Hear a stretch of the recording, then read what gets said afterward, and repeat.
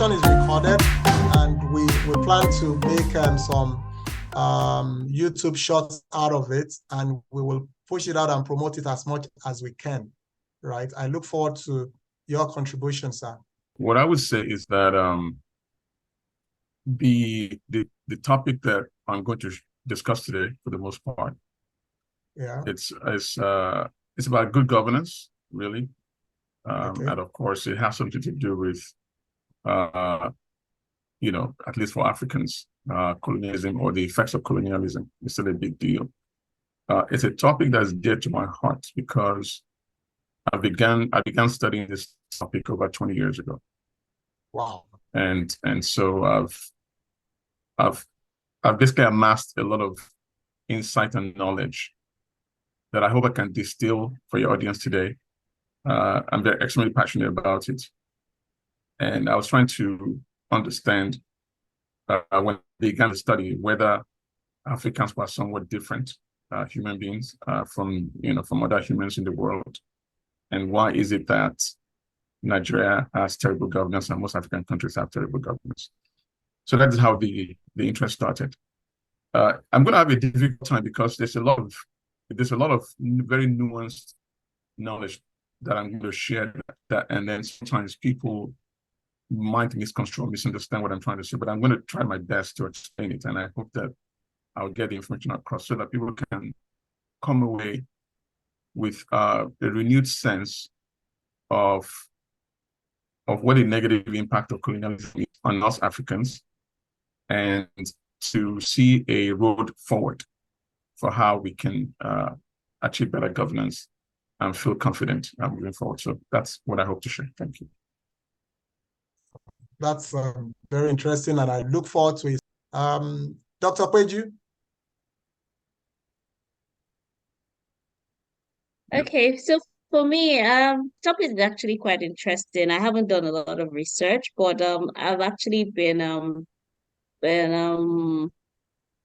working around that aspect of life, because I feel a lot of the challenges that we're facing today stems from the society, and they don't have a paradigm shift from the society as starting from the youth, then we'll still be in the same quagmire that we'll find ourselves in the next 50 years. I don't think there'll be any form of improvement. So it's very apt, and it's something that I kind of resonate with, and I'm looking forward to diverse opinions and learning as well from diversity and adding to my pool of knowledge on the subject matter.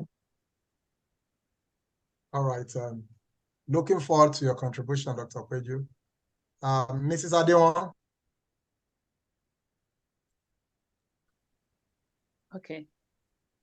So when you sent me that stuff, again, when you've been out of the shores of this country, your mind ruminates almost every time, even to the environment where you are. It's a very good topic, but our challenge is also our background and the entitlement that we all think, especially the Gen Zs, not our age group, the ones below us. And this also starts from, I think, parenting, back to parenting style. I don't want to absorb myself out of it, just want to use the general word. In this environment, we are not doing it the right way anymore, the way we were brought up. We have shifted away from our standard, and we thought that is the new norm, and that's what we're getting. And even what we parents showcase in the presence of the new ones coming up.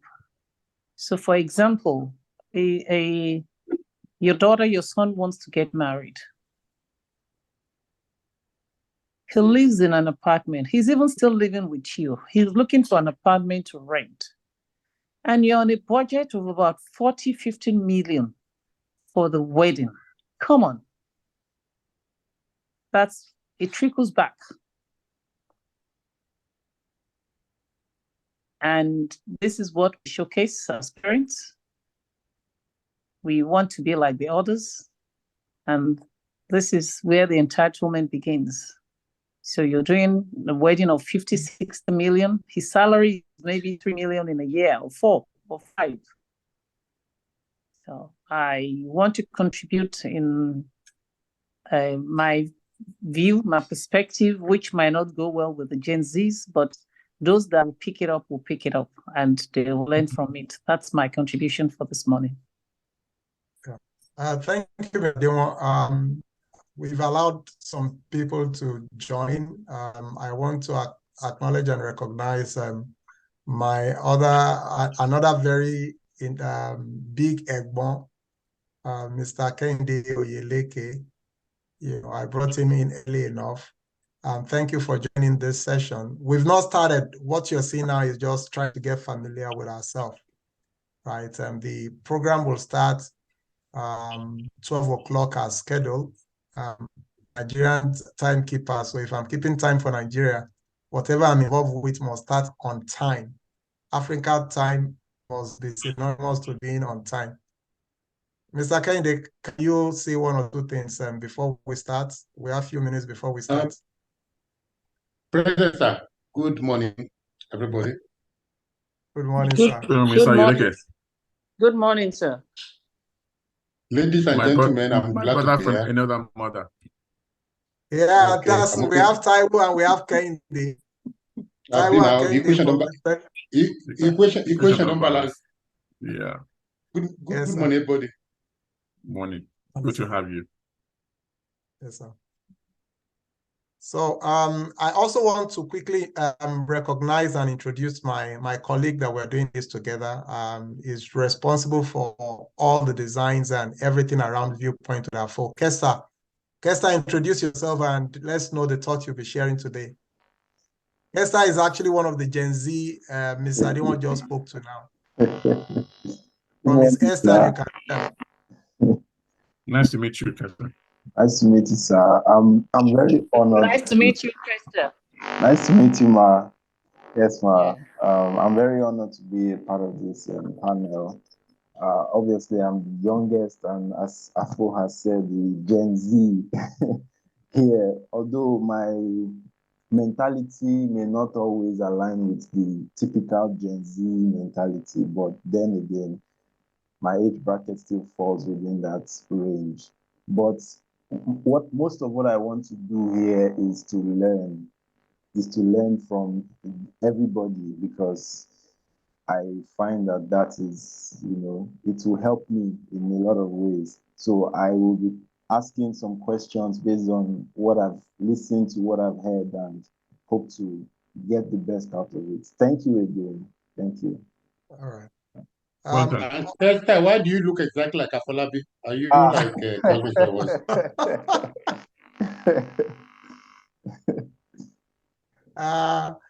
Anyways, Otumba Oweye, is also here. We recognize you. We want to say one or two things before the program starts proper. We're actually on time now. Otumba. Okay, I think Otumba is still doing some other things. So like I said at the beginning, Viewpoint-With-AFO is a monthly interactive session that is starting today as the maiden edition, and it's going to be like this on a monthly basis going forward. The idea is to bring thought leaders to have an engaging conversation on a monthly basis on how to move Nigeria forward. I strongly believe that Nigeria can be a very good and wonderful country.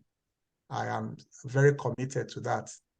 So for today's session, our team is going to be around breaking the colonial chains, or is it the me economy?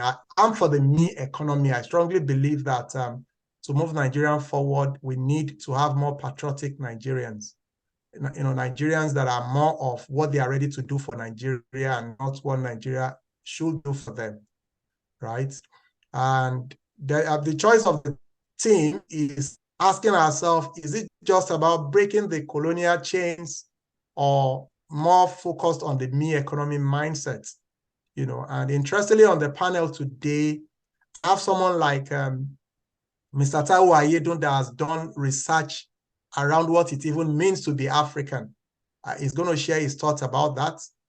My thought, again, like I said, is how can we harness the power of the me economy mindset, right? Can we really get people to that point that emphasizing on their strength amid the adversity and use our nation's diversity for building a better future? That's where I stand, but I really want to hear everybody's thoughts on this. So our distinguished guests, let me just briefly introduce them. Dr. Omopeju Afano, my friend from the Pan-Atlantic Business Network, EDC. She's the founder of Cooper House Hospitality. She's a serial entrepreneur. She's been in business for more than 20 years. She has, facilities. At least I know the one in Ikeja. I've used her facility, very beautiful facility. When we had to do a retreat in the office, we were with her for a very long weekend, and we really enjoyed our time. So she has also done a lot of things in terms of youth empowerment. So I believe she is someone that would add value to this conversation. My sister, Mrs. Adewon Funlola Adewon, she's the CEO of Dual Way Limited. They offer different IT support service solutions. You also can get their products online on dualway.com.ng. She has background in IT. She was a former director with AT&T US before coming to Nigeria to, be the founding head of IT for Continental Satellite Limited. The third speaker, interestingly, this conversation, we're having this session today because of, Mr. Taiwo Ayedun. I really value some of his ideas and, some research he has done. So I said, we're going to have a conversation around some of those things, and he has quite a number of things to share with us. He's the founder and CEO, founder of Credit Registry. Credit Registry helping us to build that credit system that has been missing, to move Nigeria forward. He's a former senior consultant with Microsoft, right? And so these are the three speakers for today's conversation. This session, again, anchored by my humble self, AFO, and my co-host, Kester, that I introduced earlier, is we'll be working together to ensure that we have an interesting conversation. So the outline is very straightforward. I've done the introduction of the team. The guest speaker will speak for 10 minutes each. I would want Mr. Ayedun to be the first speaker, followed by Dr. Afano, then Mrs. Adewa would they will both speak. They will all speak for 10 minutes each, share their thoughts, and we all can contribute afterwards. So after that, Kester already has some questions he wants to ask our speakers. So they will respond to these questions. They will take remarks and questions from the audience, and we can close the session. So, Mr. Taiwo, you have the floor now, sir. Okay.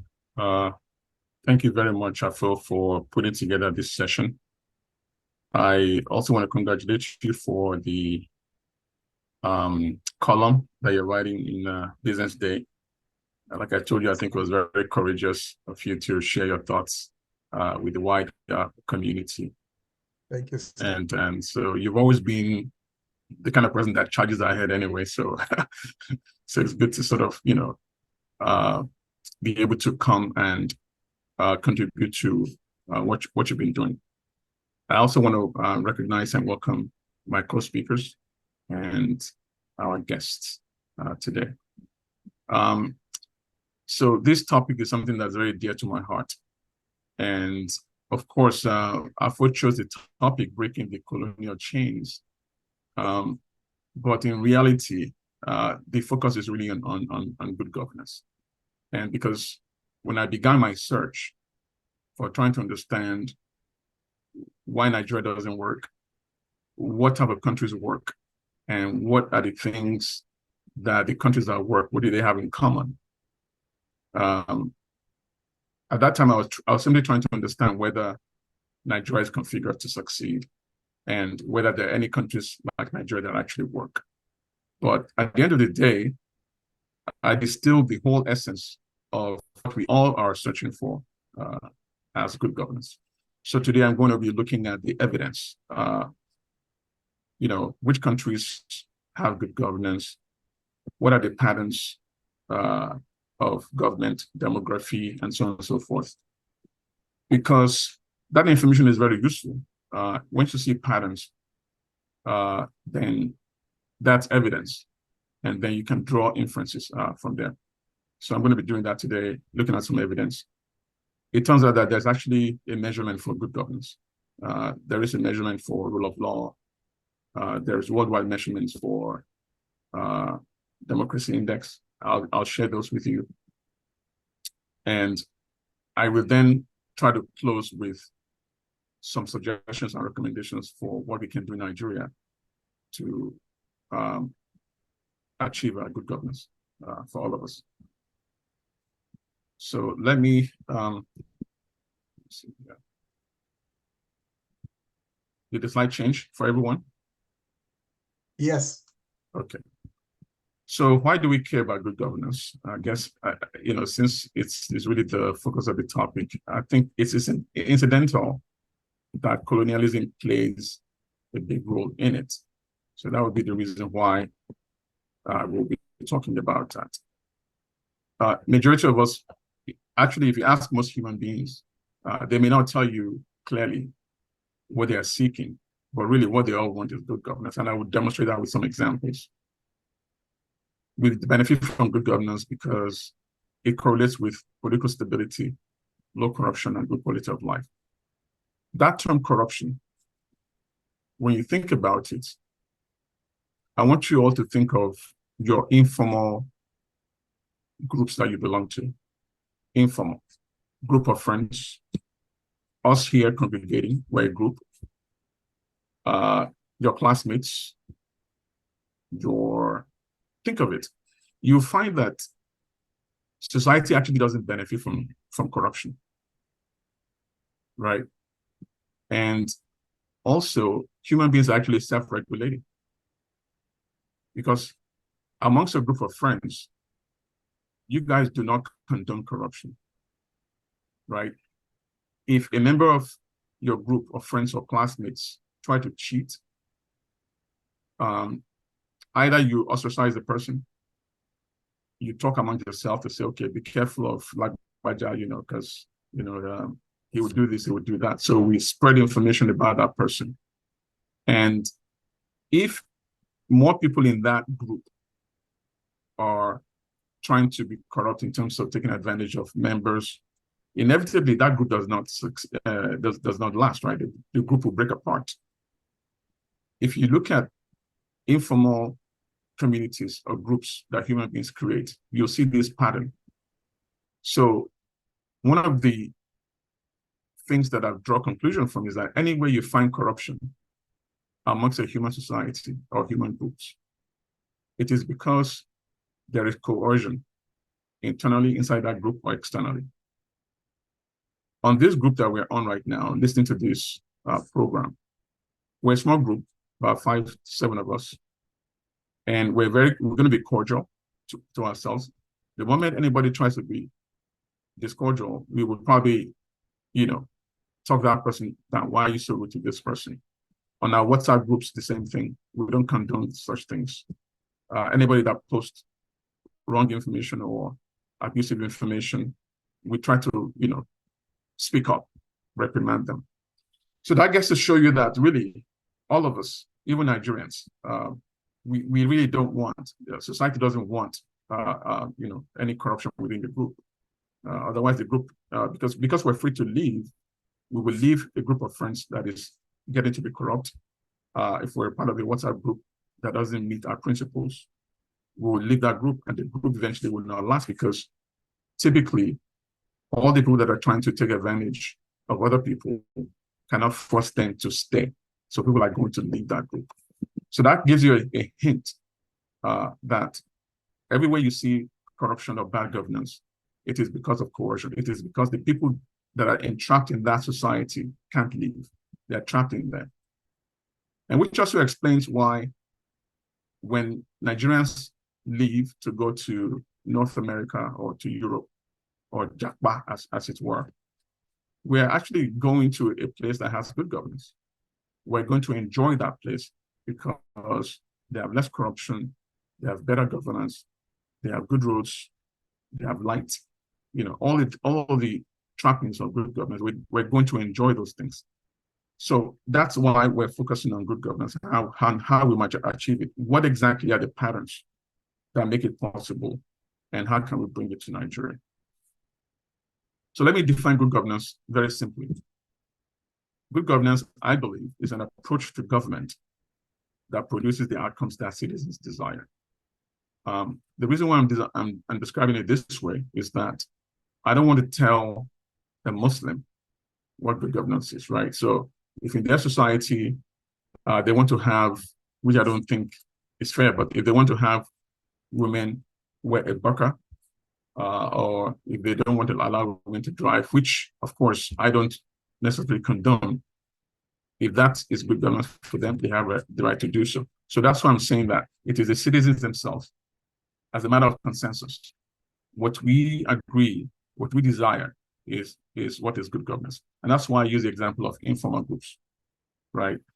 All the informal groups you belong to, your group of friends, your WhatsApp groups, your classmates, you guys generally are fairly corruption-free. If members are corrupt, you talk about it. You understand those who are corrupt and you try to avoid them, or you might ostracize them. So the consensus amongst that group is that you don't condone bad things in your society, in your small communities. So there comes that you desire as what good governance is. And so in order to identify the determinants of good governance, we have to examine cross-country evidence. What does the evidence show all over the world for what is good governance, and what are the patterns that make it possible? So we're going to be looking at, this information, rule of law index, we're going to look at it. Rule of law, of course, most of you understand what that is. It measures constraints on government power. That means that everybody is treated equally. Absence of corruption, open government, fundamental rights, order and security, regulatory enforcement, civil justice, and criminal justice. We're also going to look at corruption perception index. All of these indices, I looked at them, and there's a lot of correlation between all of them, and they all rolled up into what good governance is. You all know what the corruption perception index is. It defines corruption as an abuse of entrusted power for private gain. It ranks countries by their perceived levels of public sector corruption. And of course, it is experts and surveys that they use to come up with the index. We're going to measure democracy index as well.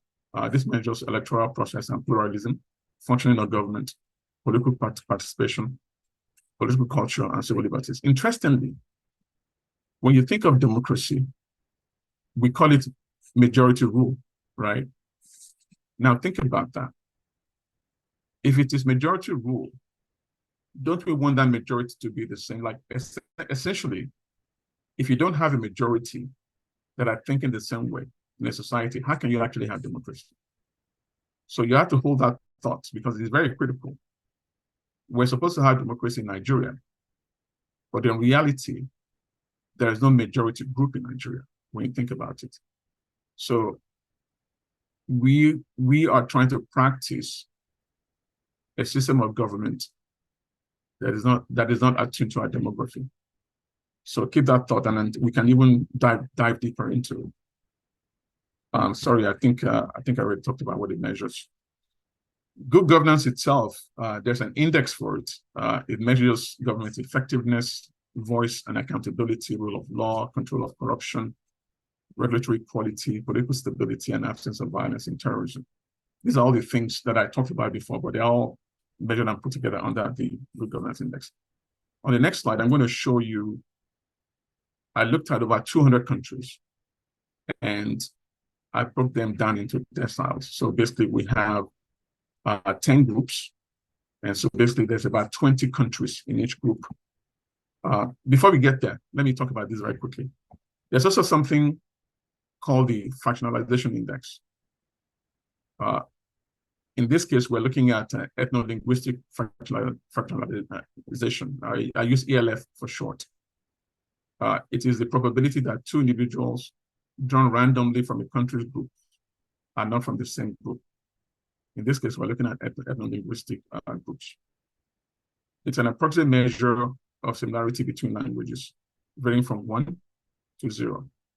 So if you have 1, the population speaks 2 or more unrelated languages. If you have 0, the entire population speaks 1 language. And you find that many African countries are closer to 1. Nigeria, for instance, is 0.8. And countries like Germany, South Korea, Sweden, Norway, they're closer to 0, like 0.1 or even 0.0, like North Korea is 0.01 or something like that. So because everybody speaks the same language. And there's a correlation between this index, interestingly, and political performance and democratic participation and good governance. So this is a ranking. So there were obviously 10 groups because I'm using decile ranking. So the top 20 countries that are ranked number 1 in good governance are listed here. I don't need to read them, but you can read it yourself. And right next to the good governance ranking is also the democracy rank. And then, of course, the regime type. The regime types are full democracy, flawed democracy, hybrid regime, and authoritarianism. And then instead of listing the actual ELF index, I listed here the percentage of the largest ethnic group in each country, because it's a proxy for the fractionalization. Remember that fractionalization is the chance that if you pick 2 random people from the population, they speak the same language. If they speak the same language, then the index is closer to 0. If they speak different languages, then the index is closer to 1. And so I listed here so that it's easier for us to visualize what it means. If I just listed a number, it would not be so. I mean, you'll see numbers above 0.5, meaning that they're highly fractionalized, and you see numbers below 0.5, which means they're less fractionalized. But I think this is also a good proxy. If you look at this, you notice that in Nigeria, we don't have a majority ethno-linguistic group.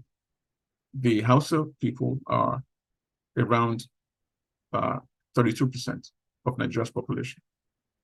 The Yoruba people are next. We're about invariably between 26 and 28%. And the Igbos are between 18 and 22%. And of course, you have the Ijaw and you have other ethnic groups. So think about that.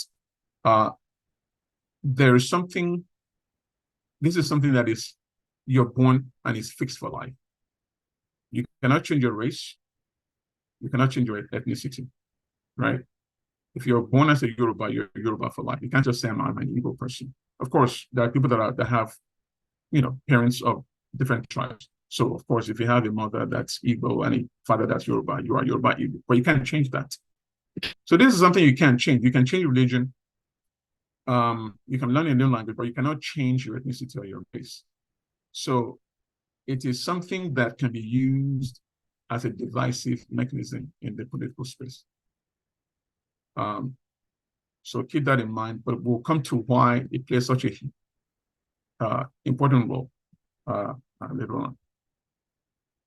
If you notice that on this first page, there's no African countries there, but here I went to list the African countries that were in the top deciles.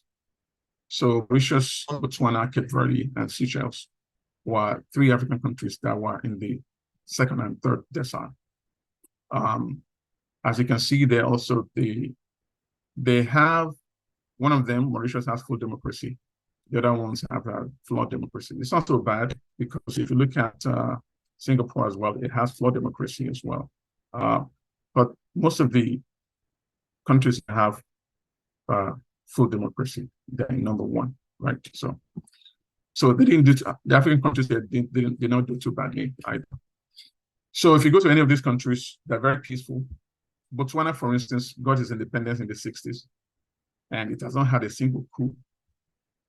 There has been successful transfer of power in Botswana since independence. The majority of the people in that country are the Swana people. Very peaceful country. So now, as part of the evidence, and I'm trying to rush through the slides so that we can leave room for other people. Before I talk about when did the Europeans know that every language group is a nation, if you remember, before colonialism, we didn't have a Nigeria. We had empire kingdoms, and of course, chiefdoms and whatever. You had the Egba Kingdom, you had the Oyo Empire, you had the Benin Empire, you had the is it Borno Empire? We had basically, Ijaw Nation and so on and so forth. And all of these were all based on language lines. And if we had people, we were mingling amongst ourselves. Hausa people came to trade with Yoruba people. They brought religion. But when they came to Yoruba territory, they settled in our territory. But the one thing they never did is they never actually participated in our political process. They don't choose our kings. We do that amongst ourselves. But the Europeans basically fought wars. They fought 2 world wars before they were able to come to their current configuration. But they knew, way after we already knew, they knew that, and let me read it for you. So in the Western world of the mid-19th century, this is 1830 to 1860. This is from a book. The book is titled Language Conflicts and Political Community. That study, published in 1967, was actually comparing, it was looking at whether Nigeria and Belgium had prospects for good governance and democracy. Anyway, so here's a quote. In the mid-19th century, language became accepted as the most important single characteristic of nationality. Fish summed up a widely influential attitude when he asserted, wherever a separate language is found, there is also a separate nation which has the right to manage its affairs and to rule itself. Let me skip the second paragraph and go to the third one. Even today, this was in the 60s. Charles de Gaulle, who was the French, is it president or prime minister? I'm not sure what word they used, but he was the leader of France at that time. He appears to be highly skeptical of the possibility that any nation could be constructed as a federation of various West African European languages. Even he had doubt that the EU today could live together as one country. He had doubts about that, and which is exactly what we have in Nigeria.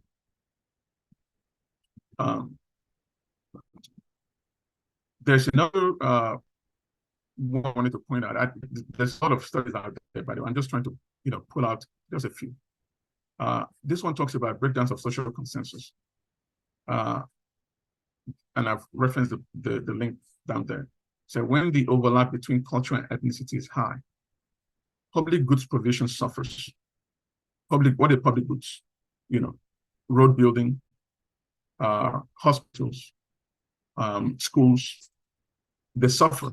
And then economic development lags behind. Okay, that's what is as found in every society where there's an overlap between culture and ethnicity, very high. Where there's high ELF. I want to also quote from research that was done at actually it was a compendium of research, so economic research looking at ELF and its impact across the world. This one, the socioeconomics involved. These are very top-rated people at Harvard. Here's an excerpt from that research. In a cross-country setting, Easterly and Levine in 1997 have shown that per capita GDP growth is inversely related to ELF in a large sample of countries. What that means is that if you have a high ELF, you're going to have a low GDP per capita. In particular, they argue that much of Africa's growth failure is due to ethnic conflict, partly as a result of absurd borders left by former colonizers. Let me read the last part as well, the last paragraph. We concluded that ethnic and linguistic rationalization variables, more so than religious ones, are likely to be important determinants of economic success, both in terms of output GDP growth, other measures of welfare, and policy quality, such as literacy rate, infant mortality, etc., and the quality of institutions measured by the extent of corruption, political freedom, etc. These are conclusions from research. I didn't make this up. So let me just summarize the conclusion, and I'll show something to help us understand it pictorially. The prospect for good governance is directly related to political accountability, right? That is the ability of citizens to achieve consensus, protest bad governance, and demand change, and hold politicians accountable. I'll explain that with a diagram, because sometimes we like to say that our leaders are bad, right? And you also talk about they behave with impunity, and there's no repercussion for their actions. What we don't tend to think about is our power as citizens to actually extract accountability. And the reason why we don't have that power is because we don't have consensus. But I'll explain it on the next slide. So it's not, now let me make this very clear. It is not the case that every nation with a majority ethno-linguistic group has good governance. That's not what the evidence is showing. The evidence is showing that every nation with good governance has a majority ethno-linguistic group, because there are countries that have majority ethno-linguistic group that don't have good governance. Zimbabwe is one of them. Lesotho, even though they are peaceful, they don't have good GDP growth. Now, let me put it another way. There's no nation without a majority ethno-linguistic group in the top decile for good governance. So that should tell you something, right?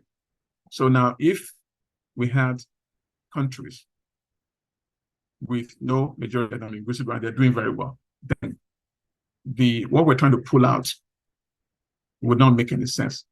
I hope you know what I'm trying to say. So basically, the low ethno-linguistic fractionalization or having a majority ethno-linguistic group is a prerequisite for good governance. That's essentially that's what this data is showing us. It's a prerequisite. It doesn't guarantee it, but you have to have it before good governance can actually happen. And I'll explain why. What do we need to who brings about good governance? Obviously, we need visionary leaders. We need people who understand why society is not working. Look at models all over the world. What are the patterns of good governance? What are the demography for good governance? And then try to bring that about in a system.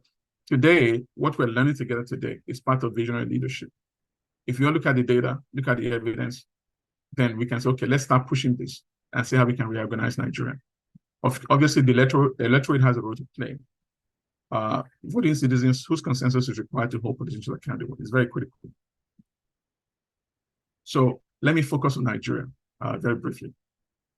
To achieve good governance, political consensus is more important than the ability of all residents to participate in the electoral process. This is a very controversial statement, but I'll explain it. Let me explain with this structure first.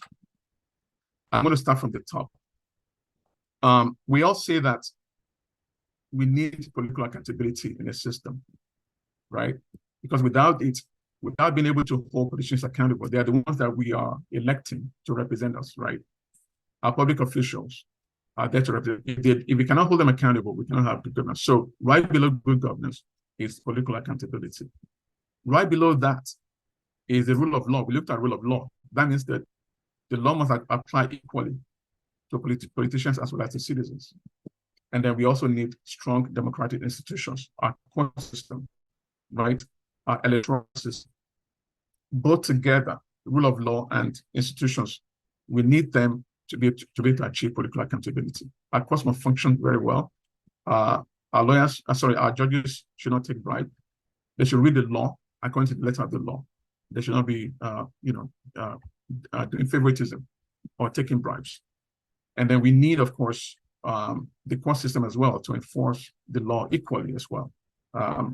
We should not be giving politicians fines for stealing billions of naira and then jailing somebody who perhaps stole a loaf of bread, 5 years in prison, right? So the law has to be fair and applied equally. So we need those things right below political accountability. We need them actually to achieve political accountability. Right below these two things, rule of law and strong democratic institutions, we do need a unified citizenship to protest. And of course, we also need to be able to elect leaders on the basis of meritocracy.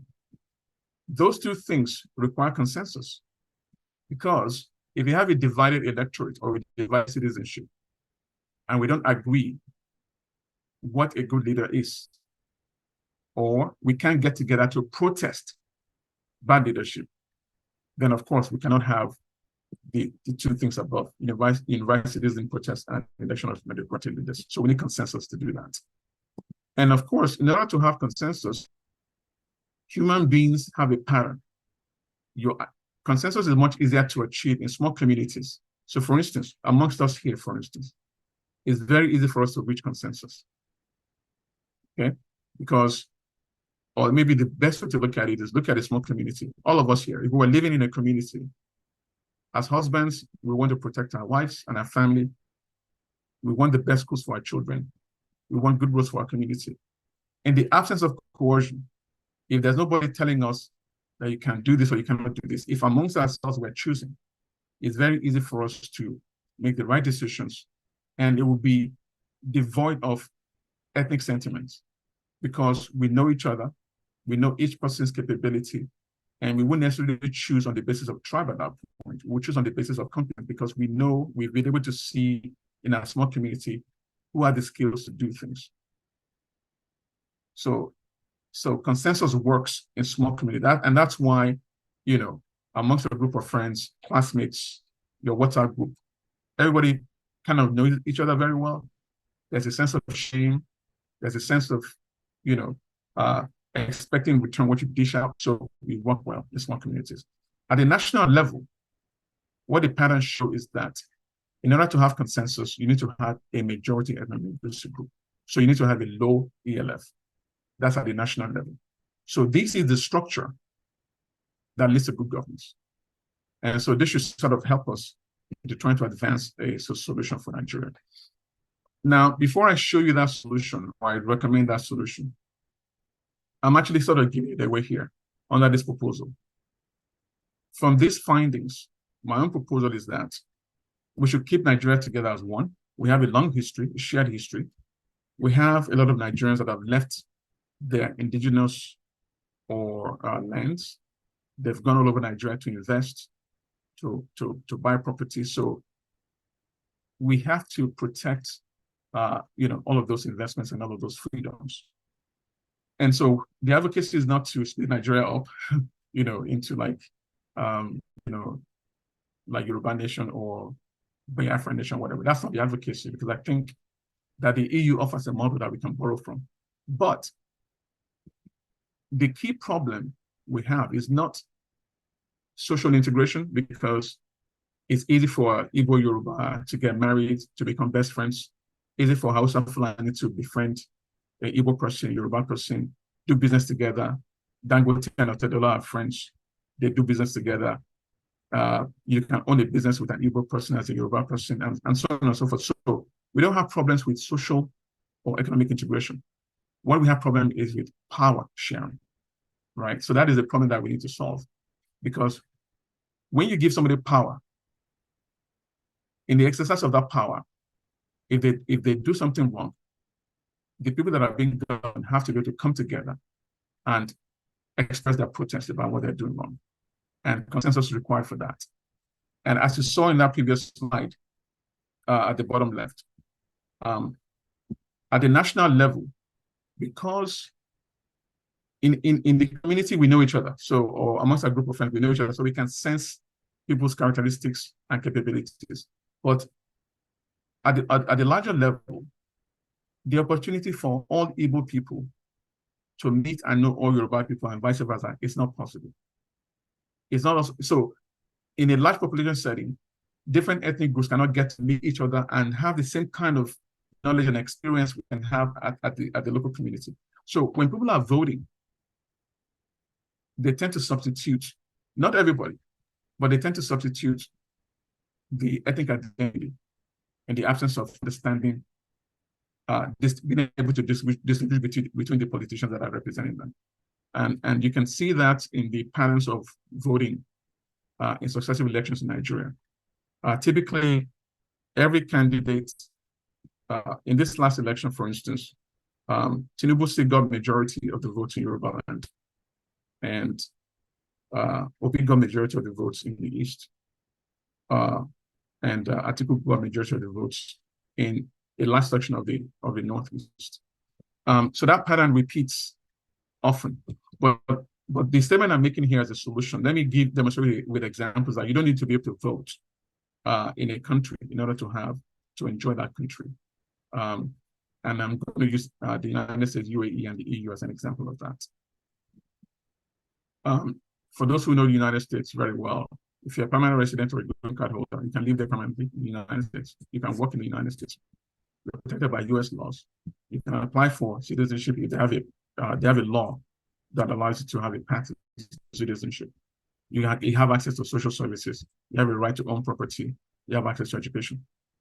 All of the things that you want to do to enjoy yourself. The only thing you cannot do in the United States, you cannot participate in the electoral process.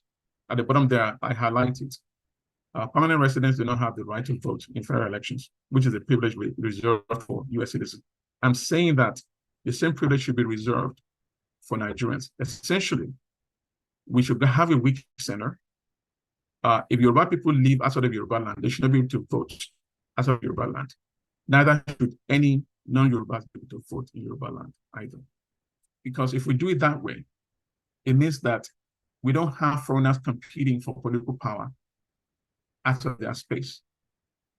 And so the ability to build consensus among Yoruba is much easier when they're voting for their leaders than it is to have other non-Yorubas participating in that process, because it's going to lead to fractionalization. So power sharing is what we're trying to solve. For the UAE, same way you have legal protection as an expat, you have work rights, you have property ownership, access to public services, freedom of worship. Dubai, for instance, the UAE, for instance, the majority population in the UAE are not the locals, right? Indians, Pakistanis, Filipinos, Europeans, Americans, they all exceed the population of Dubai citizens themselves. But the one thing they don't do is they don't participate in Dubai or UAE leadership.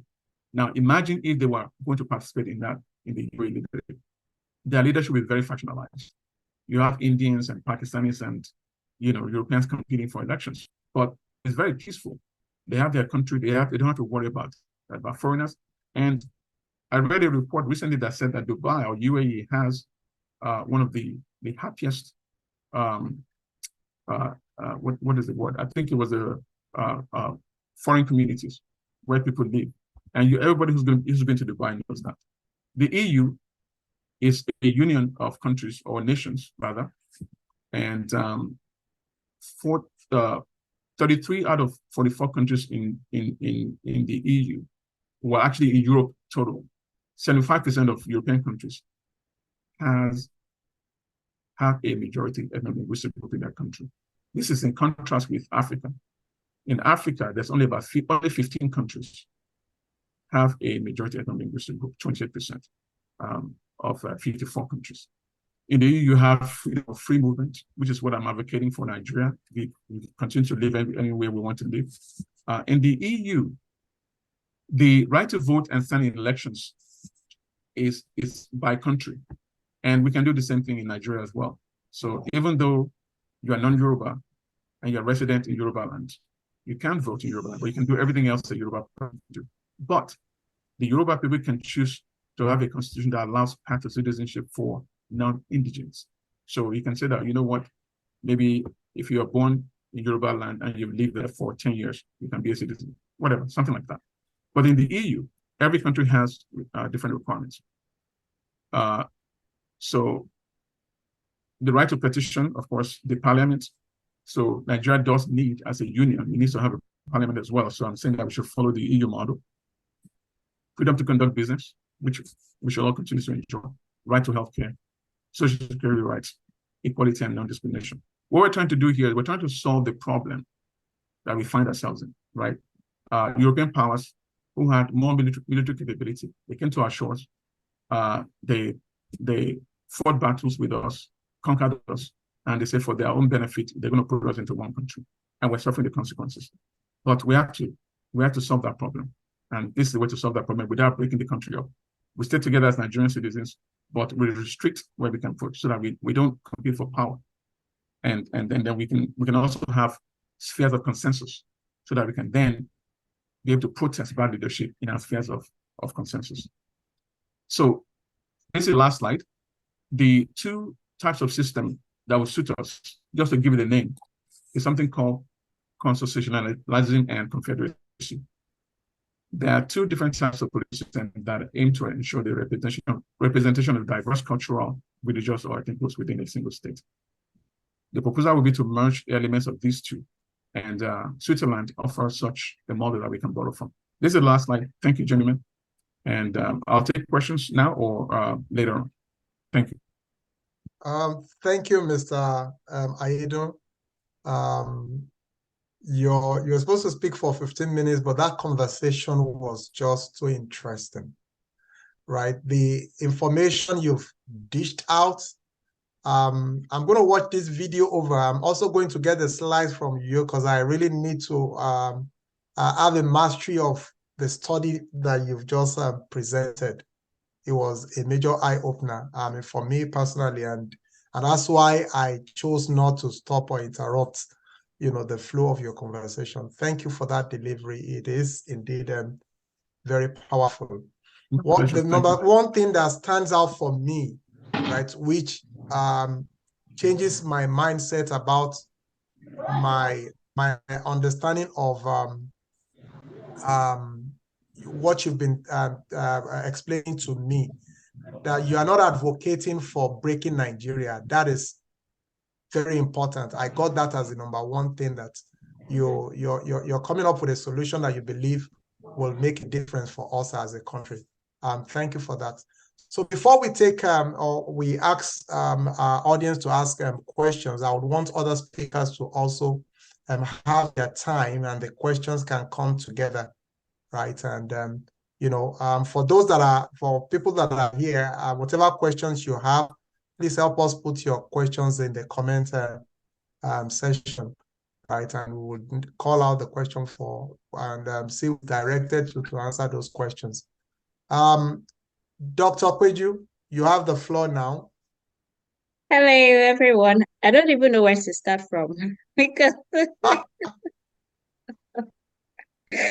I did come with a speech prepared, like he's trying to, and I'm like, okay, so why do I have to speak next? I was hoping that speak freely from the mind. It's easier that way. Just speak freely. it's not fair at all, because it's just like when you shattered the table, you carried the table away. You didn't even leave anything for us to hold on to anyone. It's not fair. No, the table is for you, standing for you.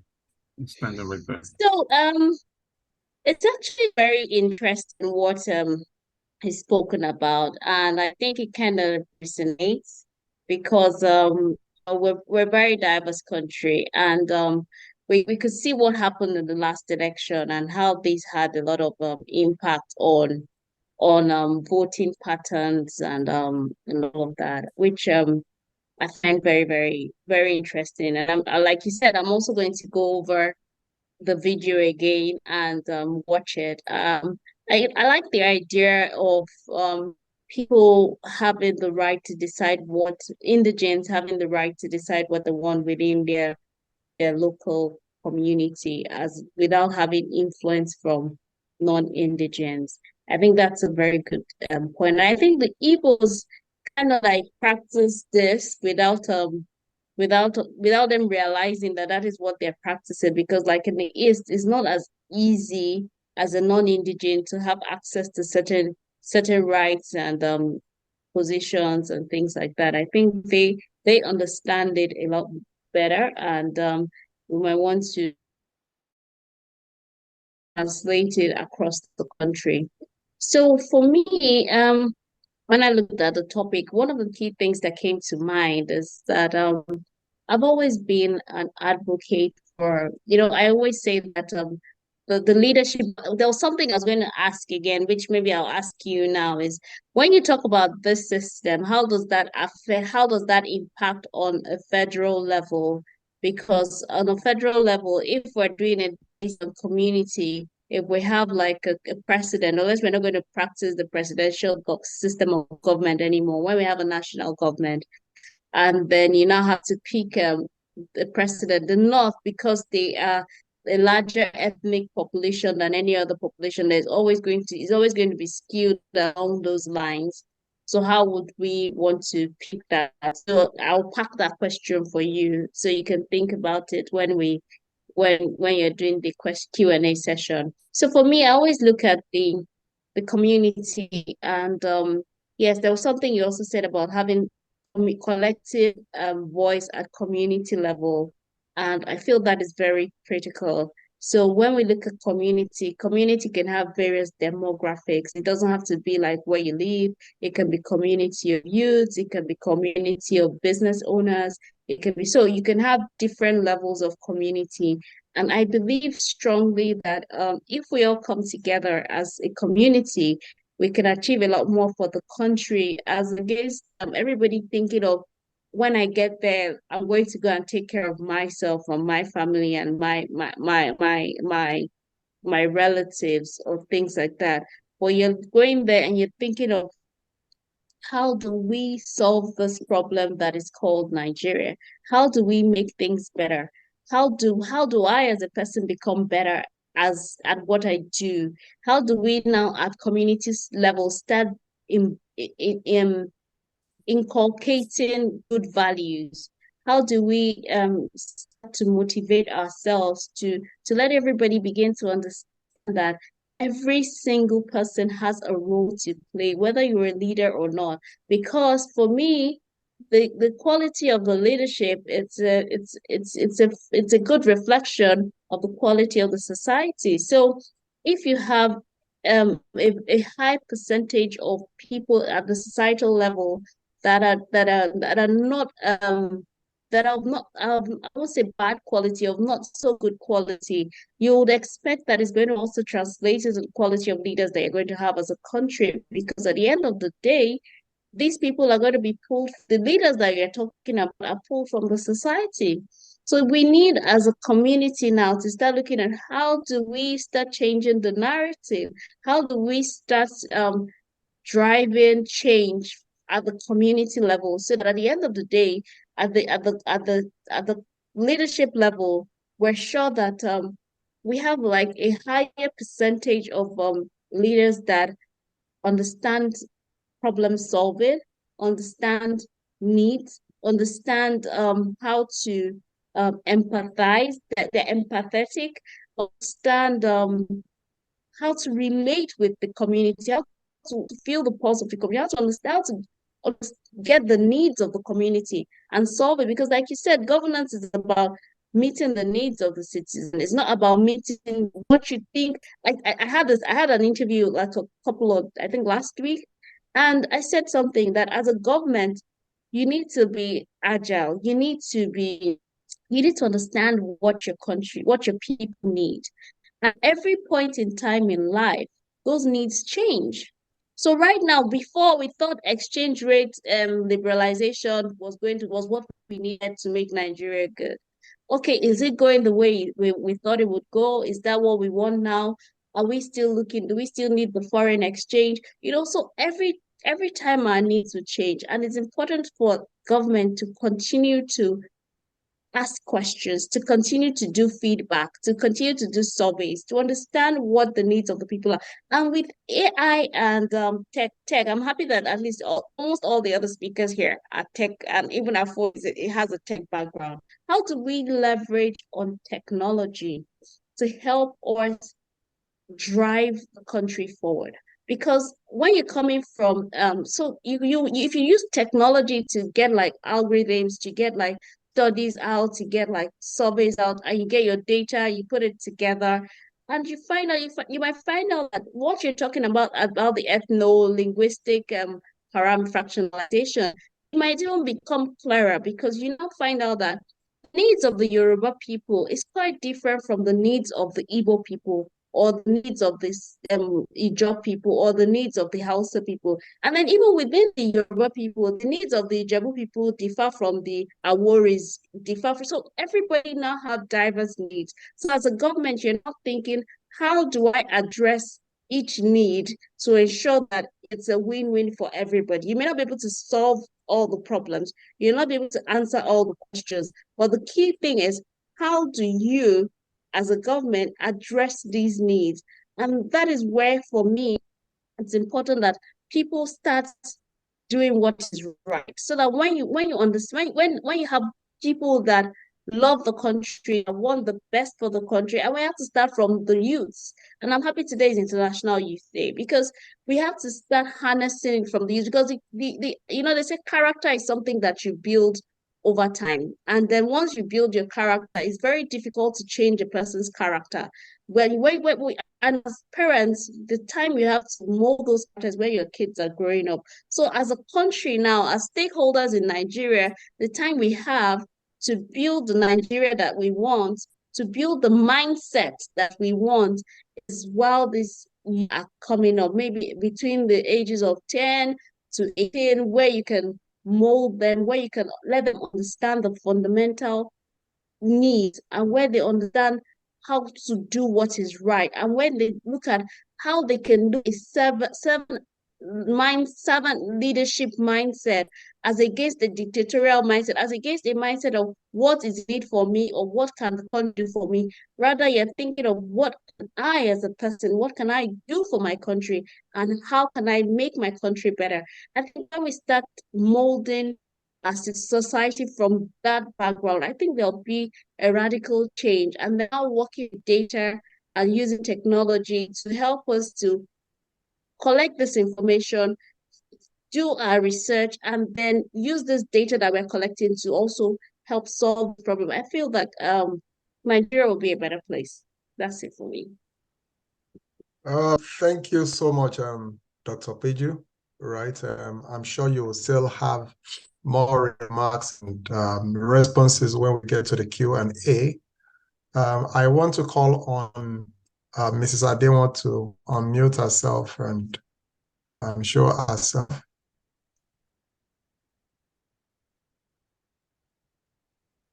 Okay. I have done as by your instructions, sir. Yes, sir. Can you hear me? Yeah, we can hear you, but your video is frozen. Hello? We can hear you. Hello? Yeah, we can hear you. Your video is frozen. We can hear you. Hello? Can you hear me? Yes, we can go hear ahead. you. Yeah, we can hear you. Go ahead. Okay, that froze. Okay. So still on our topic, right? Yes. And my contribution this morning, I have 10 minutes, right? Yes, ma'am. I want to make sure I'm keeping my time. It's 12:55 in Nigerian time. So again, thank you, the first two speakers. And I learned a lot of things from the first speaker and the second speaker. And I have my questions later. I'm part of the Q&A that I'm holding my questions. So to my contribution to this topic.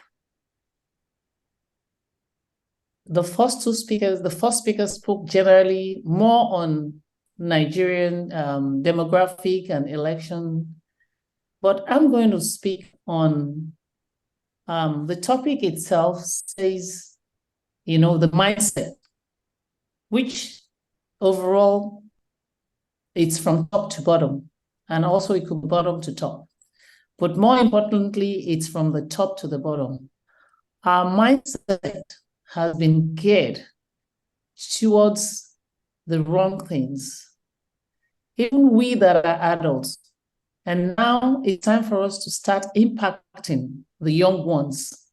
When I say the young ones, that doesn't necessarily mean the Gen Zs. Even our own age group, trying to be who they are not. So we need to now go back to our drawing board. Where did we get it wrong? Identify. It's about the show-off syndrome. Show-off syndrome. And I said it prior to having people join this meeting, where everyone wants to. I used an example of the wedding. Someone is getting married, and the budget is about 80 to 100 million. And both couples, their total income, it's no more than maybe 6 or 7 million.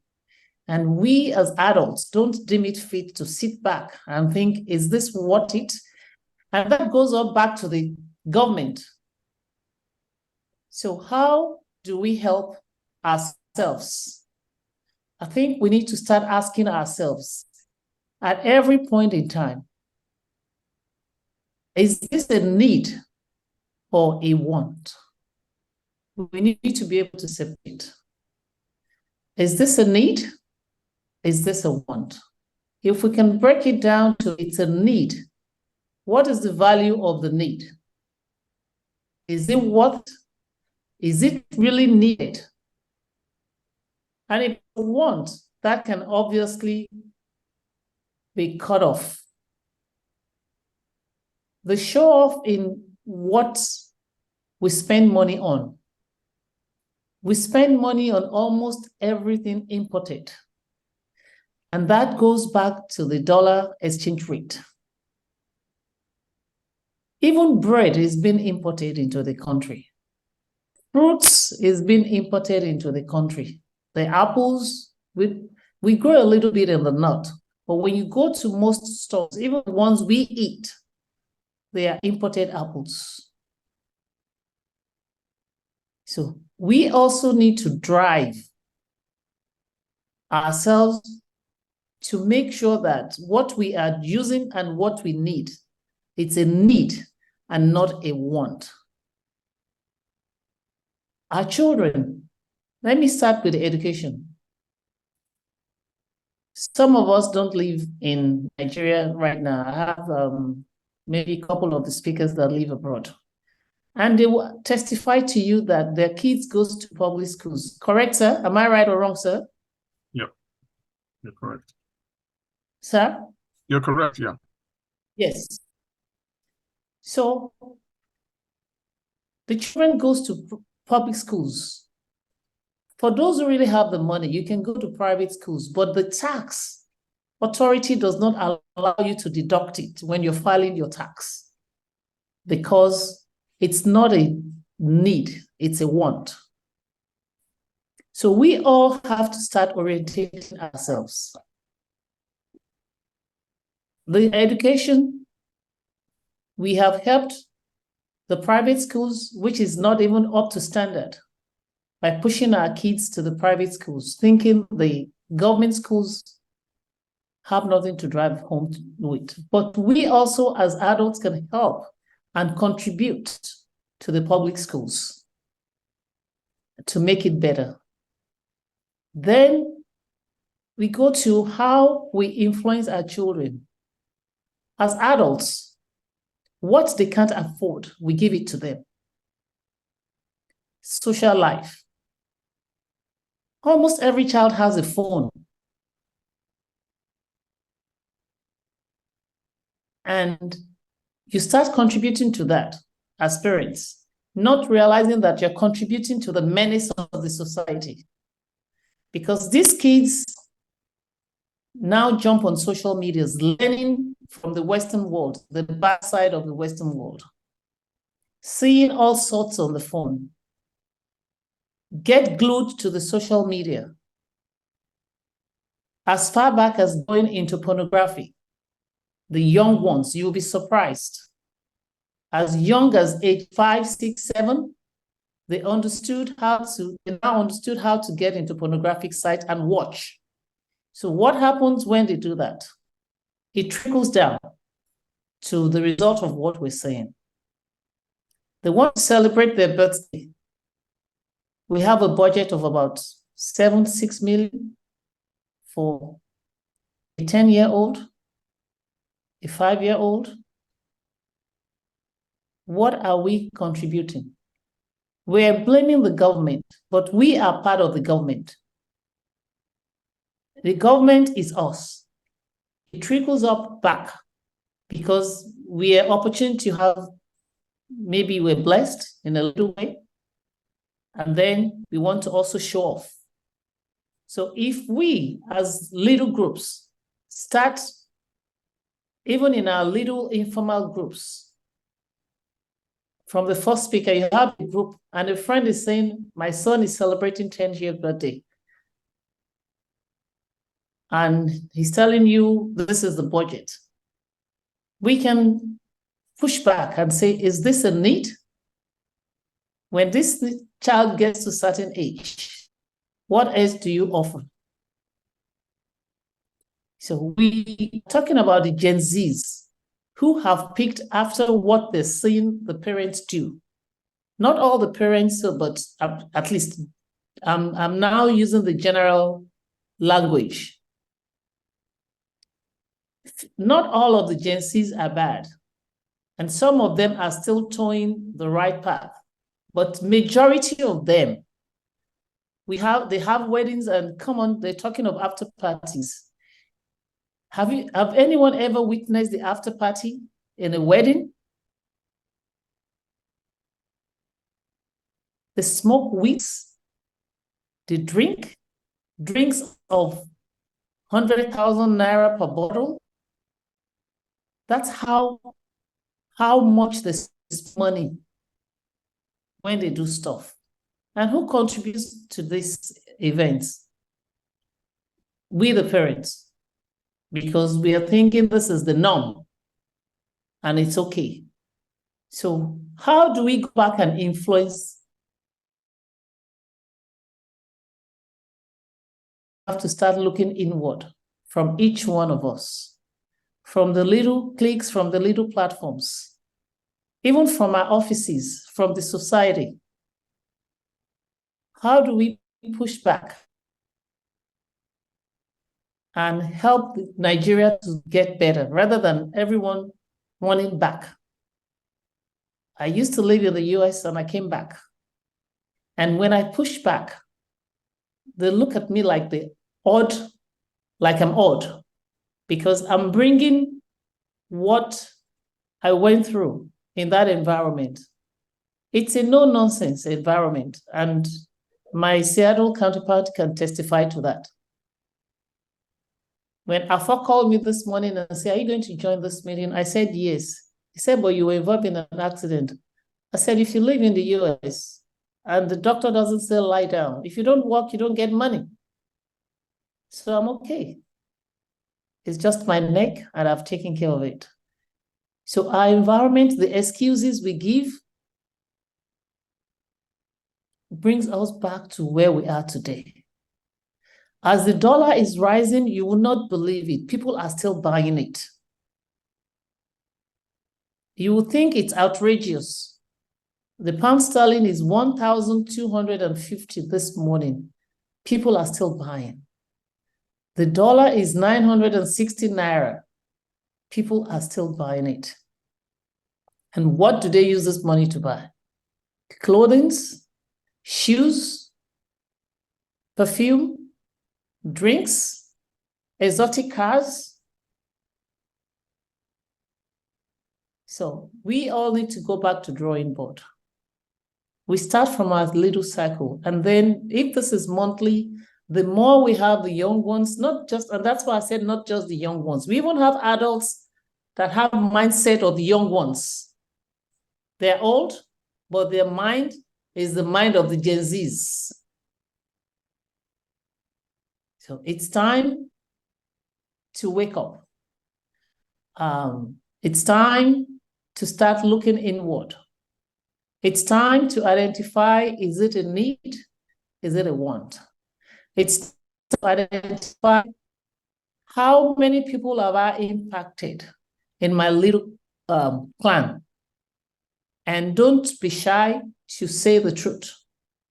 We might be the odd ones out, but with time, it will get better. I see Nigeria is going to get better if we all impact it the right way, not fearing of fear or favor of anyone. It's going to get better. But we all need to do the work, not just the talk.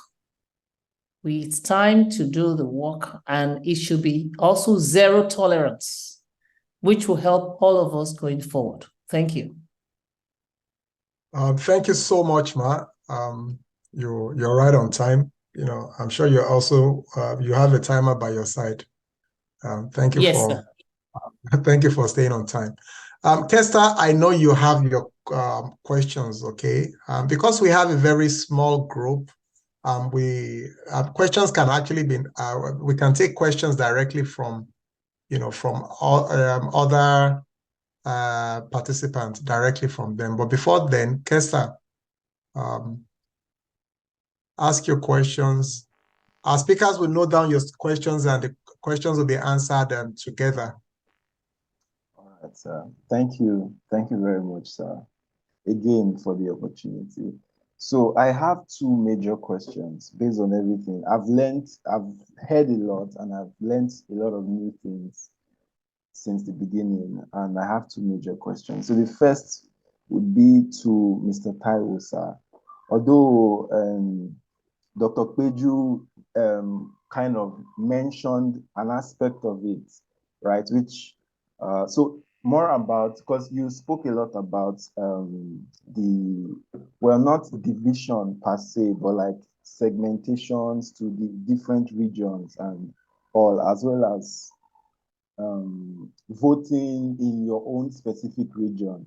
So it begs the question, or maybe I did not quite understand exactly what you meant, but I began to wonder, how would it then work at the federal level, right? Just like Dr. Peju said, if we are still working with a general president, like the way we have the presidential system we have now, how then would the voting be? Or are we saying the ruling of the nation, as it were, would be just a leader for their region and so on and so forth? So I just needed to maybe get like a clarity on that aspect. Yeah, so that's for the first one. Then secondly, before I ask this, I would just give a little, I'll be quick, but I'll give a little story. I'll share a little story. So I have a childhood friend, more like a teenage friend. We grew up in our career together, and he has always been of this mindset that he is going to change Nigeria. He's going to, you know, yeah. So right back then, I've always thought that, well, I've always thought that I'm very rational and level-headed. So my mindset then, I was always telling him that, guy, you need to be realistic. Like, look at where you are now. What can you really do? Are you willing to do what it would take?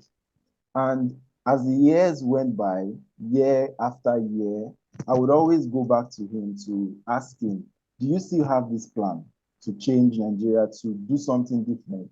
And it's because I would expect that, you know, after maturing, his sense of all that would mature as well. But he still, till today, he still maintains it, right? He still says, although not that there is anything that has been done now, but he still maintains that talk and that passion to change Nigeria. He says he's even ready to bloody his hands. Anyway, moving away from that part now. I'm very concerned about, because I've always believed that, okay, this me economy we are talking about, my own idea of what me economy is you as an individual striving, pushing through, like no matter the circumstances, you keep pushing through and making way for yourself, right? But then I got to, after speaking with AFO some days ago, my mind was expanded to another dimension of what the me economy, yes, the me economy is, really about. And it has a lot to do with taking responsibility, right, in your own catchment, in your own world, your own society. So, but then again, there is the reality that things are tough. It's not an excuse, yes, but it's the reality. Things are really tough, things are really hard. So my question then is, as an individual, how can we, with our little resource, our little, with everything we have going, right, still trying to struggle to make ends meet, and even with someone that has an ambition, how can we truly, because we can have a lot of things to say, we can talk and say we're going to do this, we're going to do that, but then again, it boils down to what can you really do at your level, right? So it's like, how can we really impact change in our society? Where can we start from? I will give I'll round up now shortly. Just two little examples. I was some weeks or a month back, I was closing from the office and I was walking home. This was one of the experiences that has always haunted me. I've never been proud of myself. So I saw a woman laying on the floor. Now people were passing, people were just walking past her and all. So, but from my distance, I could not tell what was going on. But she was on the floor there, just resting as though she was comfortable. And when I got closer, I saw her jean she was wearing, the back side of it was wet, and it was wet with blood. And on the floor, there was blood all over. But this lady was just resting. She was looking. In fact, I had the creeps. It creeped me out. I was very shocked. But then I remember when I saw people walking past her, I was feeling like, what's going on? Why are people not? But I saw myself just looking, and I stood there for a second trying to, but she looked like someone that was not right, in the head. But I just walked away. As I was walking away, I was feeling very bad. But then I was asking myself, what could I have done in that situation to say I have helped someone at this level, at my own level? What could I have done in that situation? So back to the question, how can we at our level, with the restrictions, the limitations, and the fact that we are still trying to struggle to make something out of our lives and the lives of our family, how can we truly impact the society and impact the nation as a whole to say, yes, we've done something? It's just a broad question, but that's just what I wanted to ask. Thank you, Kester. Your first question will be for Mr. Taiwo. Mr. Taiwo will answer that. The second question, I'm going to direct it to the two speakers. Dr. Kweju will speak to it briefly. Ms. Adema will speak to it briefly. I also will touch on it in my remark. But before then, I want someone very important. I'm really interested in his own, his view and his thought process around the conversation we're having. The conversation around the me economy, the conversation around breaking the shackles of the colonial mentality, right? And the ELF concept that, Mr. Ayedun is driving. Very interesting conversation. As a matter of fact, I'm beginning to see a reason for us to have a dedicated session for this interesting topic by Mr. Ayedo. Your twin brother, I need him to speak to this conversation. Mr. Tai will call on your twin brother to speak to this conversation. His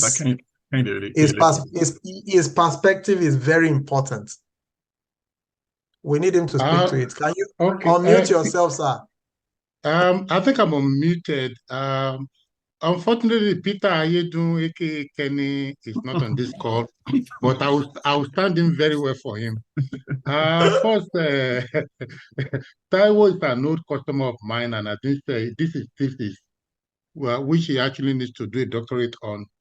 We have discussed, I think, several times, and we always take a lot of time, and we always ended up wherever we started. It's an interesting concept, and I think Taiwo is nothing if not consistent. So I think I give that to him. I'll try and be very, very brief. I think my own take is that things are a bit complicated than what is being proposed, because it's not as if we are trying to form the country now. The nation is already formed. Things are already the way they are, and therefore we need to factor in that historical reality into whatever we try to come up with. Just to give an example, we want to say a child that was born 18 years ago to Yoruba family is Yoruba, but the Azikiwe family or the Ojukwu family have been living in Lagos for the past maybe almost 200 years. Are not Yoruba and things like that. Therefore, they shouldn't have the right to vote, but an 18-year-old Yoruba boy can vote and all that. And I can go on and on. There are so many dimensions to this thing that we need to take the country the way we fund it and be practical in the kind of solutions that we will come up with. Because things are, once you break a egg, you cannot unbreak it. Not to use a very insensitive term, if you impregnate a lady, sorry if my sister said, you cannot unimpregnate her. You can do a lot of things to the pregnancy, but basically undoing it is not it's not an option.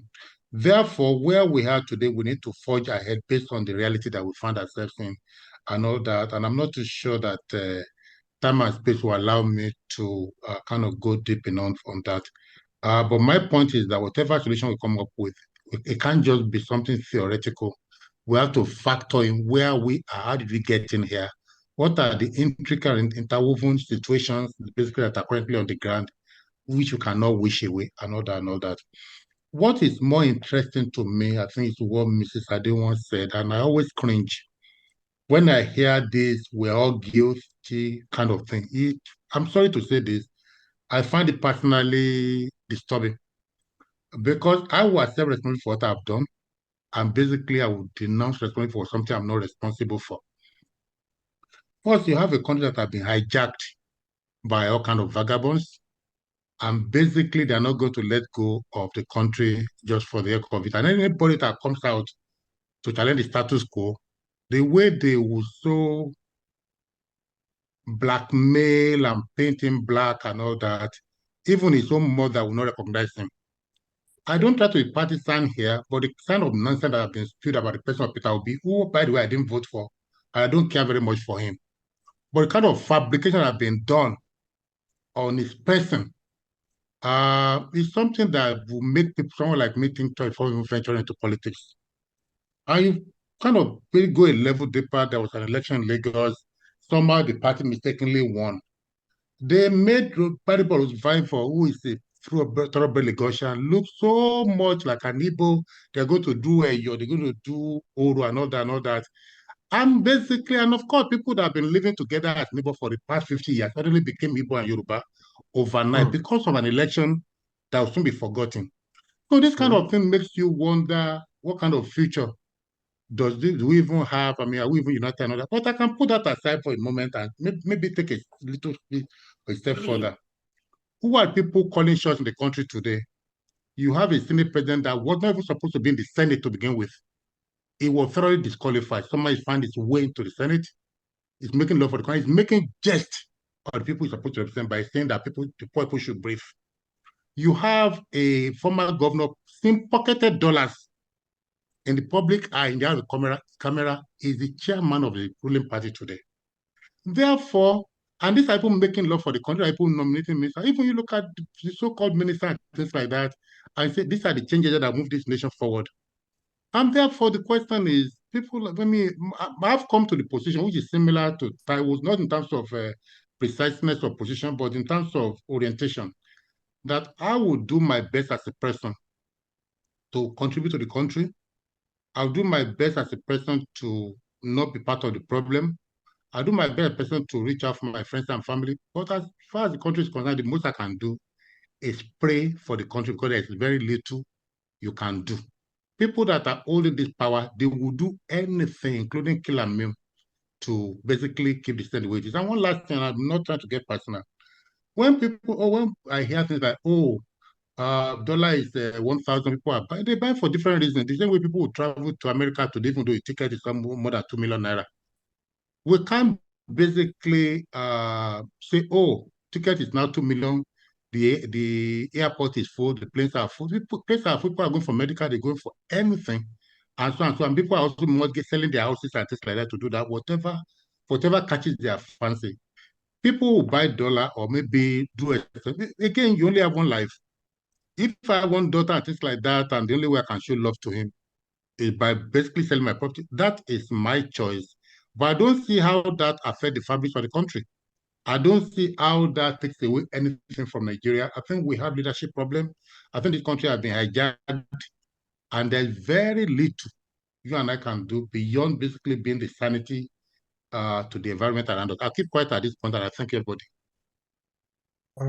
Thank you so much, Mr. Kenny. I really respect and appreciate your contribution. So let's answer the questions from Kester. I know Dr. Kwejo also says she has a question for Mr. Taiwo. Mrs. Ademo also have a question for you. Should we go the route of you guys asking the questions together for Mr. Taiwo to answer the questions together, then we can come back to the questions that are directed to you? Yes, I think that works. Yeah, okay, Dr. Kweju. Yes, sir.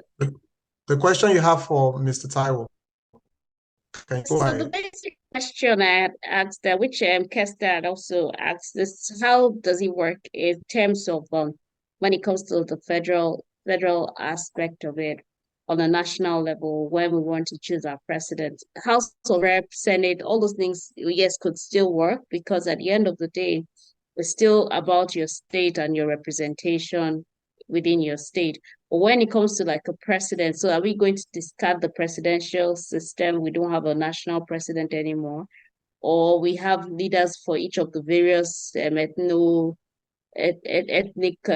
communities or something, and then they now come together and have like a national government. I don't know how that would work.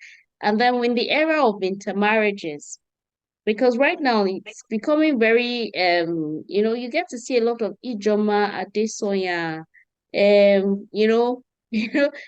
becoming very, very rampant these days, and you're seeing Funke, Nwosu, and you're wondering that what's going on here, which means that we don't have a problem of interaction. We don't have a social problem per se, based on the various ethnic groups. We have a leadership problem. So when it comes to who leads us or which which tribe leads us, I think that's where there's a problem. So how do we look at it based on that balance that these people are intermarrying, they interact pretty well on a social level, but when it comes to political level, we have this divergence of opinion. What really is the issue there? So those are my questions for him. Thank you. My MD has his hand raised up, and my next salary still depends on whatever he's doing. So I would also want to recognize him to take his question before we move on. My MD, sir, can you unmute yourself? Jubril. Hello, Jubril. Okay, well, okay. Good afternoon, sir. Yeah, good afternoon. Stop flattering me, sir. Yeah, a quick one. My name is Yusuf Jubril. And sorry, can everyone hear me, please? Yes, loud and clear. Loud and clear. All right, good.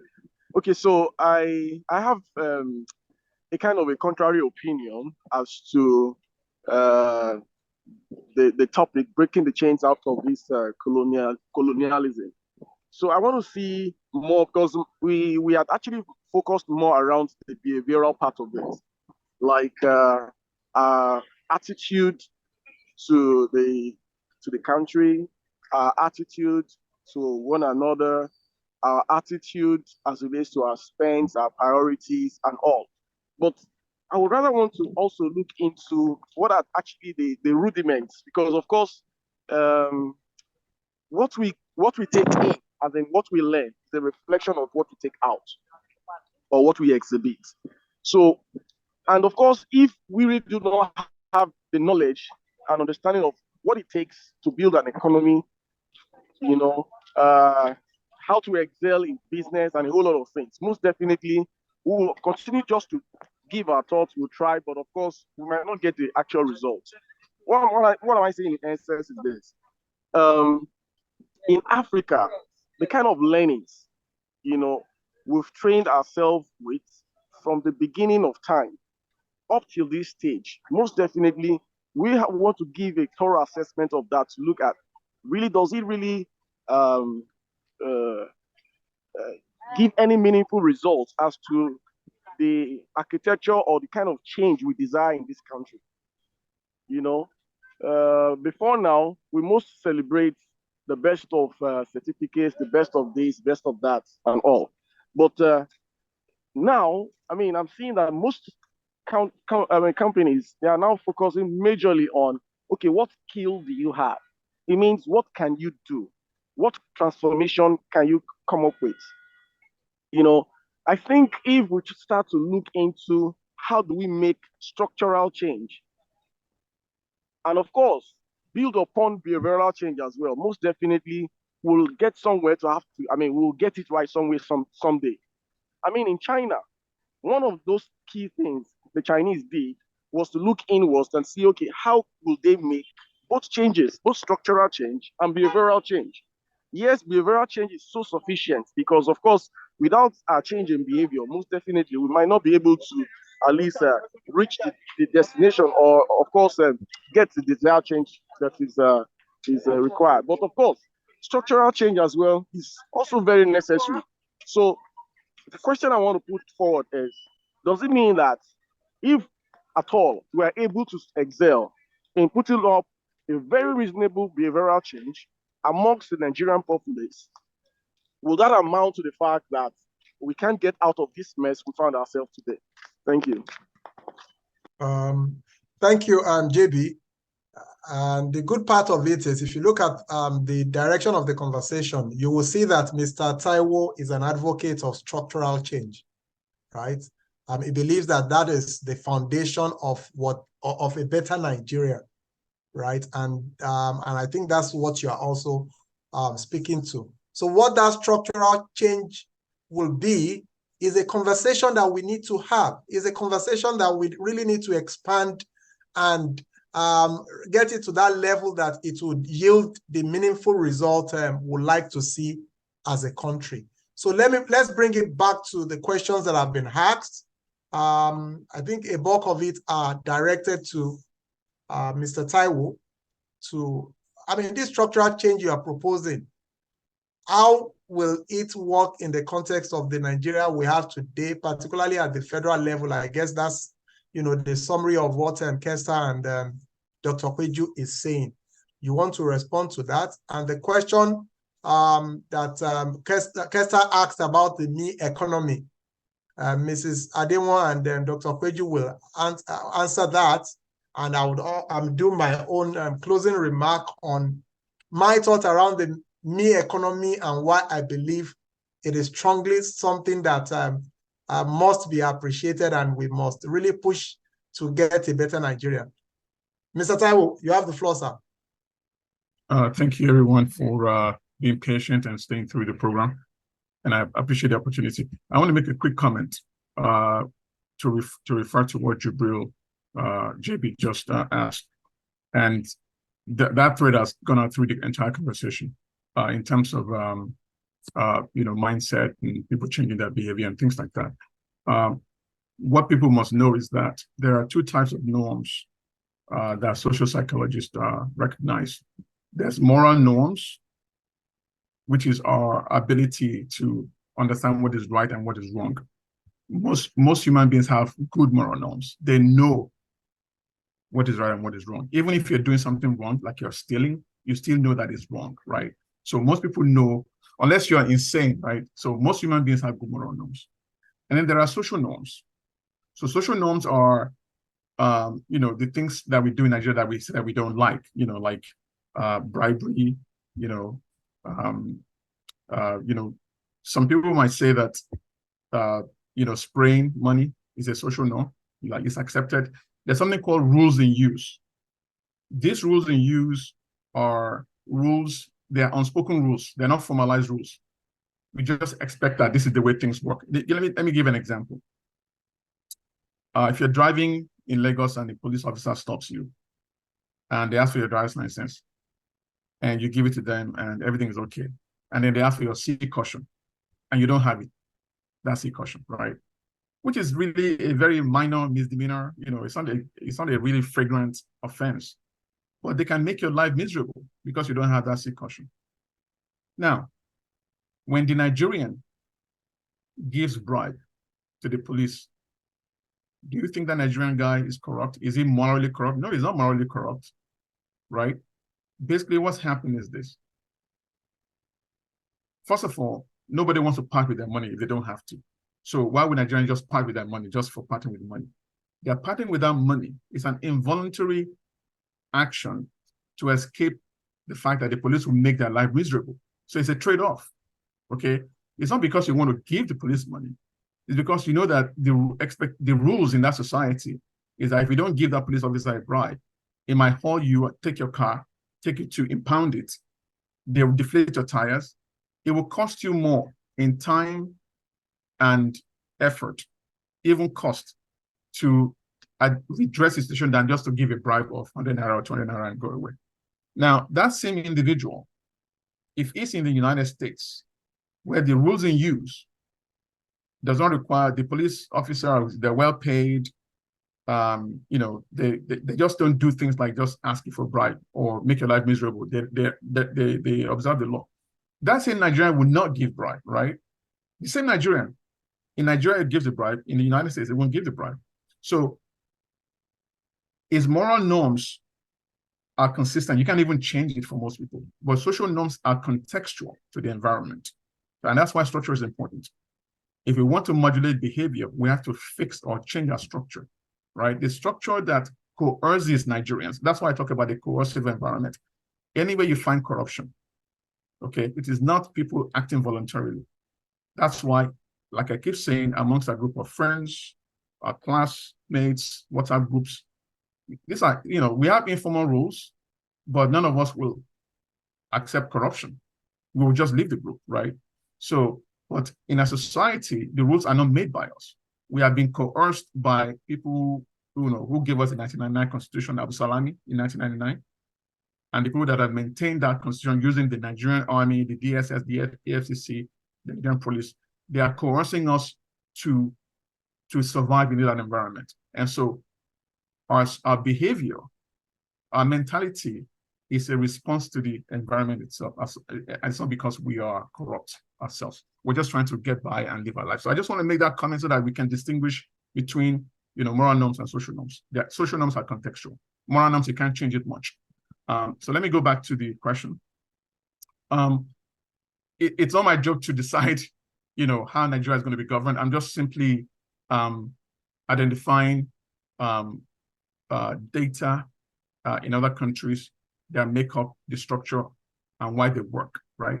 Consensus is what's important, consensus. And to reflect on what my friend, Mr. Ayoleke, mentioned in Lagos State, what you have essentially is an example of fractionalization. Unlike most states in Nigeria, Lagos State is highly fractionalized. If you go to any state, Abuja, Lagos State, any cosmopolitan part of Nigeria is fractionalized because I understand that the population of Yoruba people in Lagos State is now below 60%, right?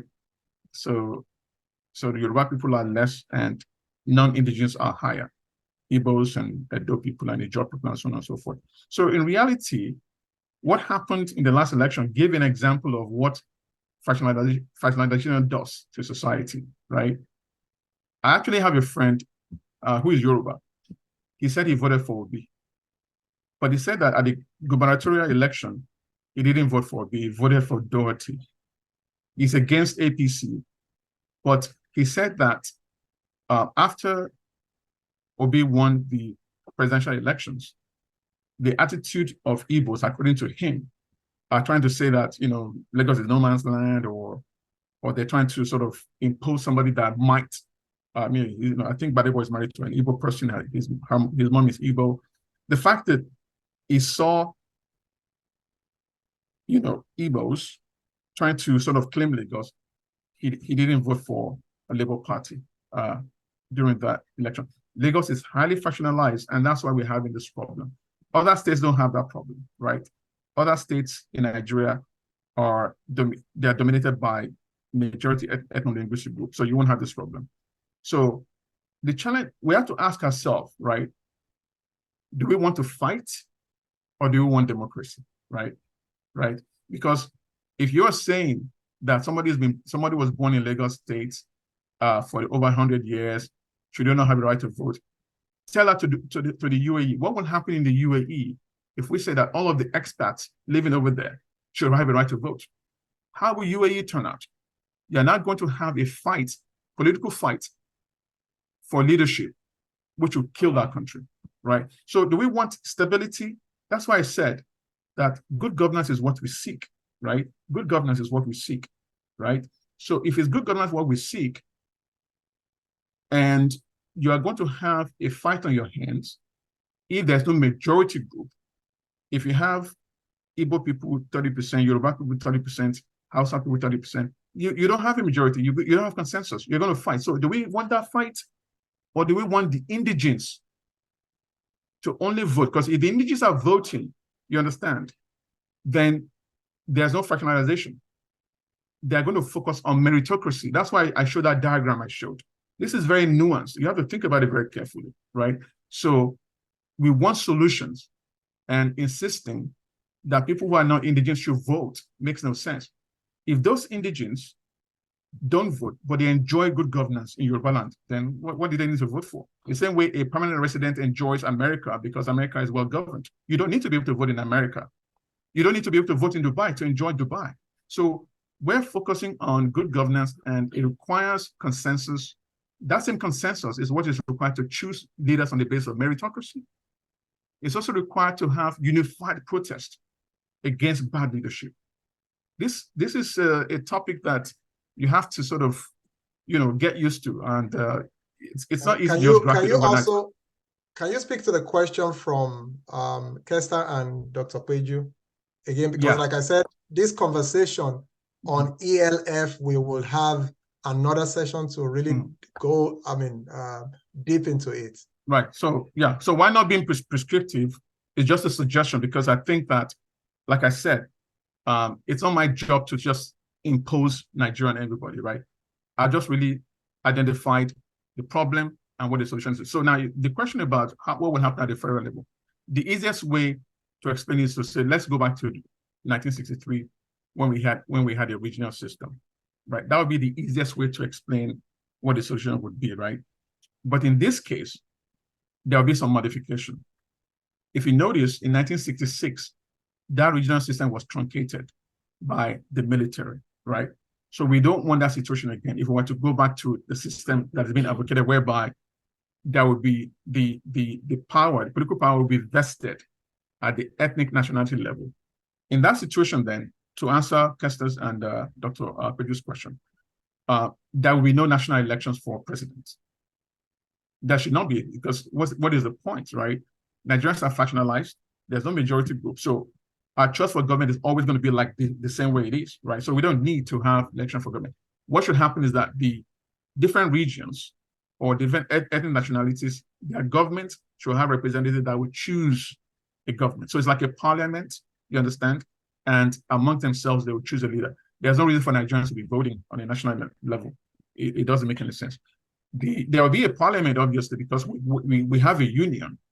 But I would think that the Nigerian military should focus on external, territorial protection of Nigeria. The difference will be that we will have regional forces as well.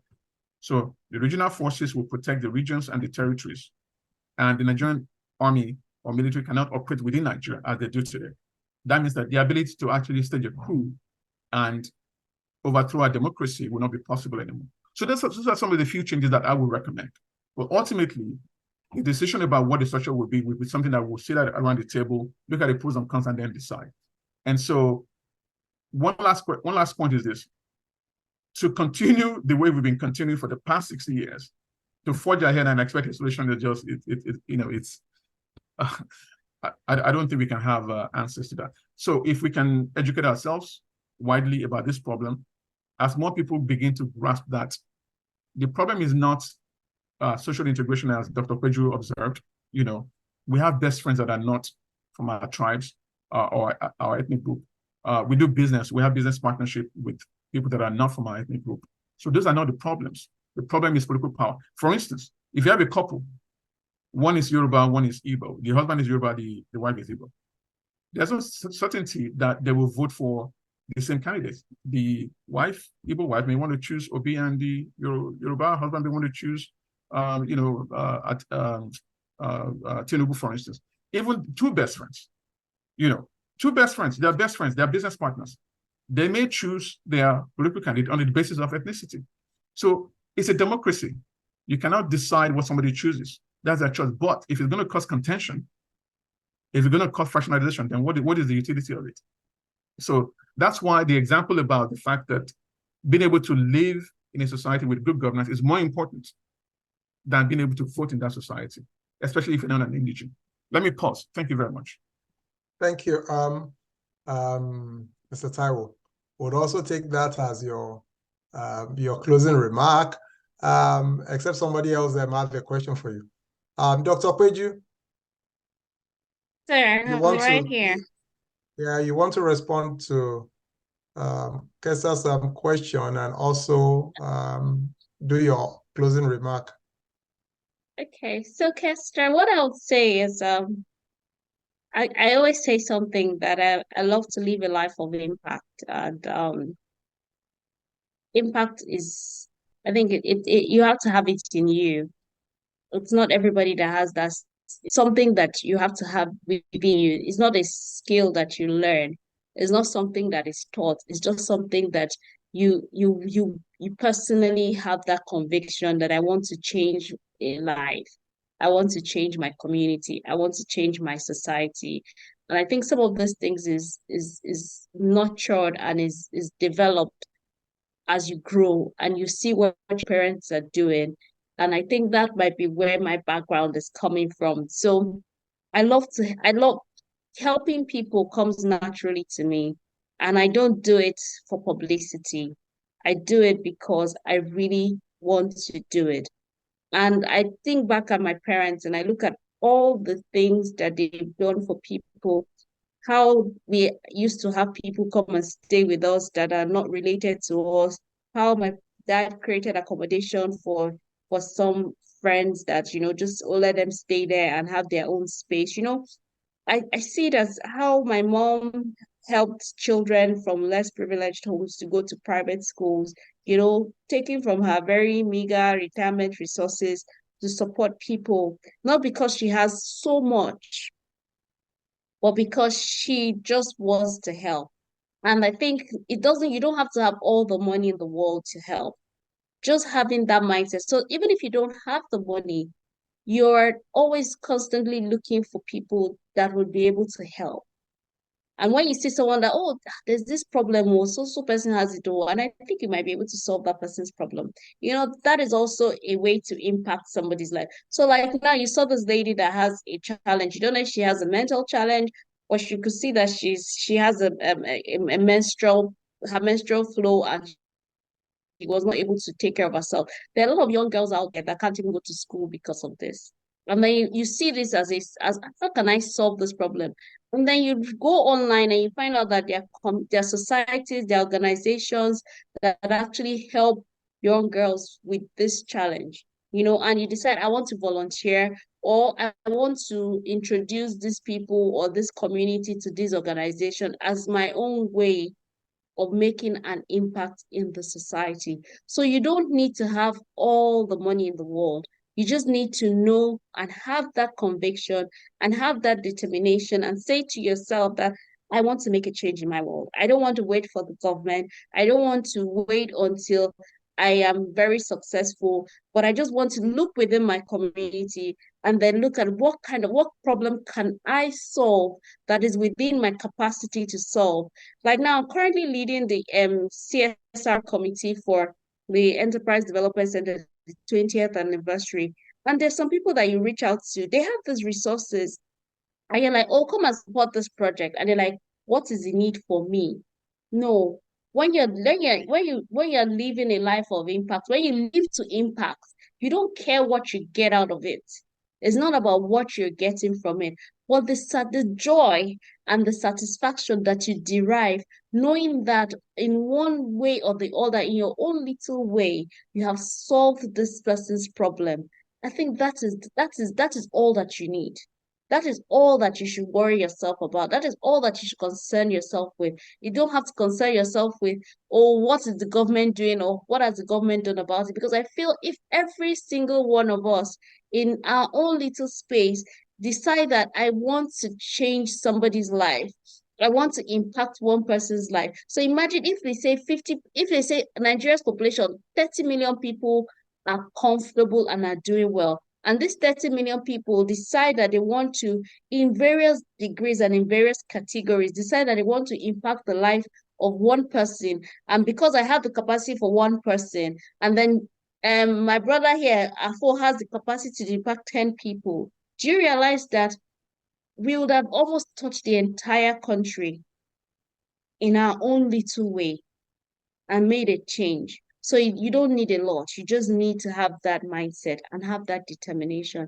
And that's why for me, I say the youths, we need to start harnessing them right from while they're young, right from when they're between 10 and 18, and start imbibing that mindset in them. We need to have a cultural mindset change. We need to have a mindset that they understand servant leadership. They understand that what can I give back to my society? What can I give back to my community? What can I do to make my community different? What do I have to bring to the table? So that even if the table is presented, you have something to bring to the table. You are not engaged in vices that you can't even sit at the table, that you can't even speak in front of anybody. But you're looking at things that you're a change maker within your community. I think that's what we need now as a country, for our youth and for our society to grow and thrive. Thank you very much. Thank you, Dr. Afano. I really appreciate your contribution. You already made my closing remark easier for me because I was going to speak to that. Mrs. Adeon, your response and final thoughts?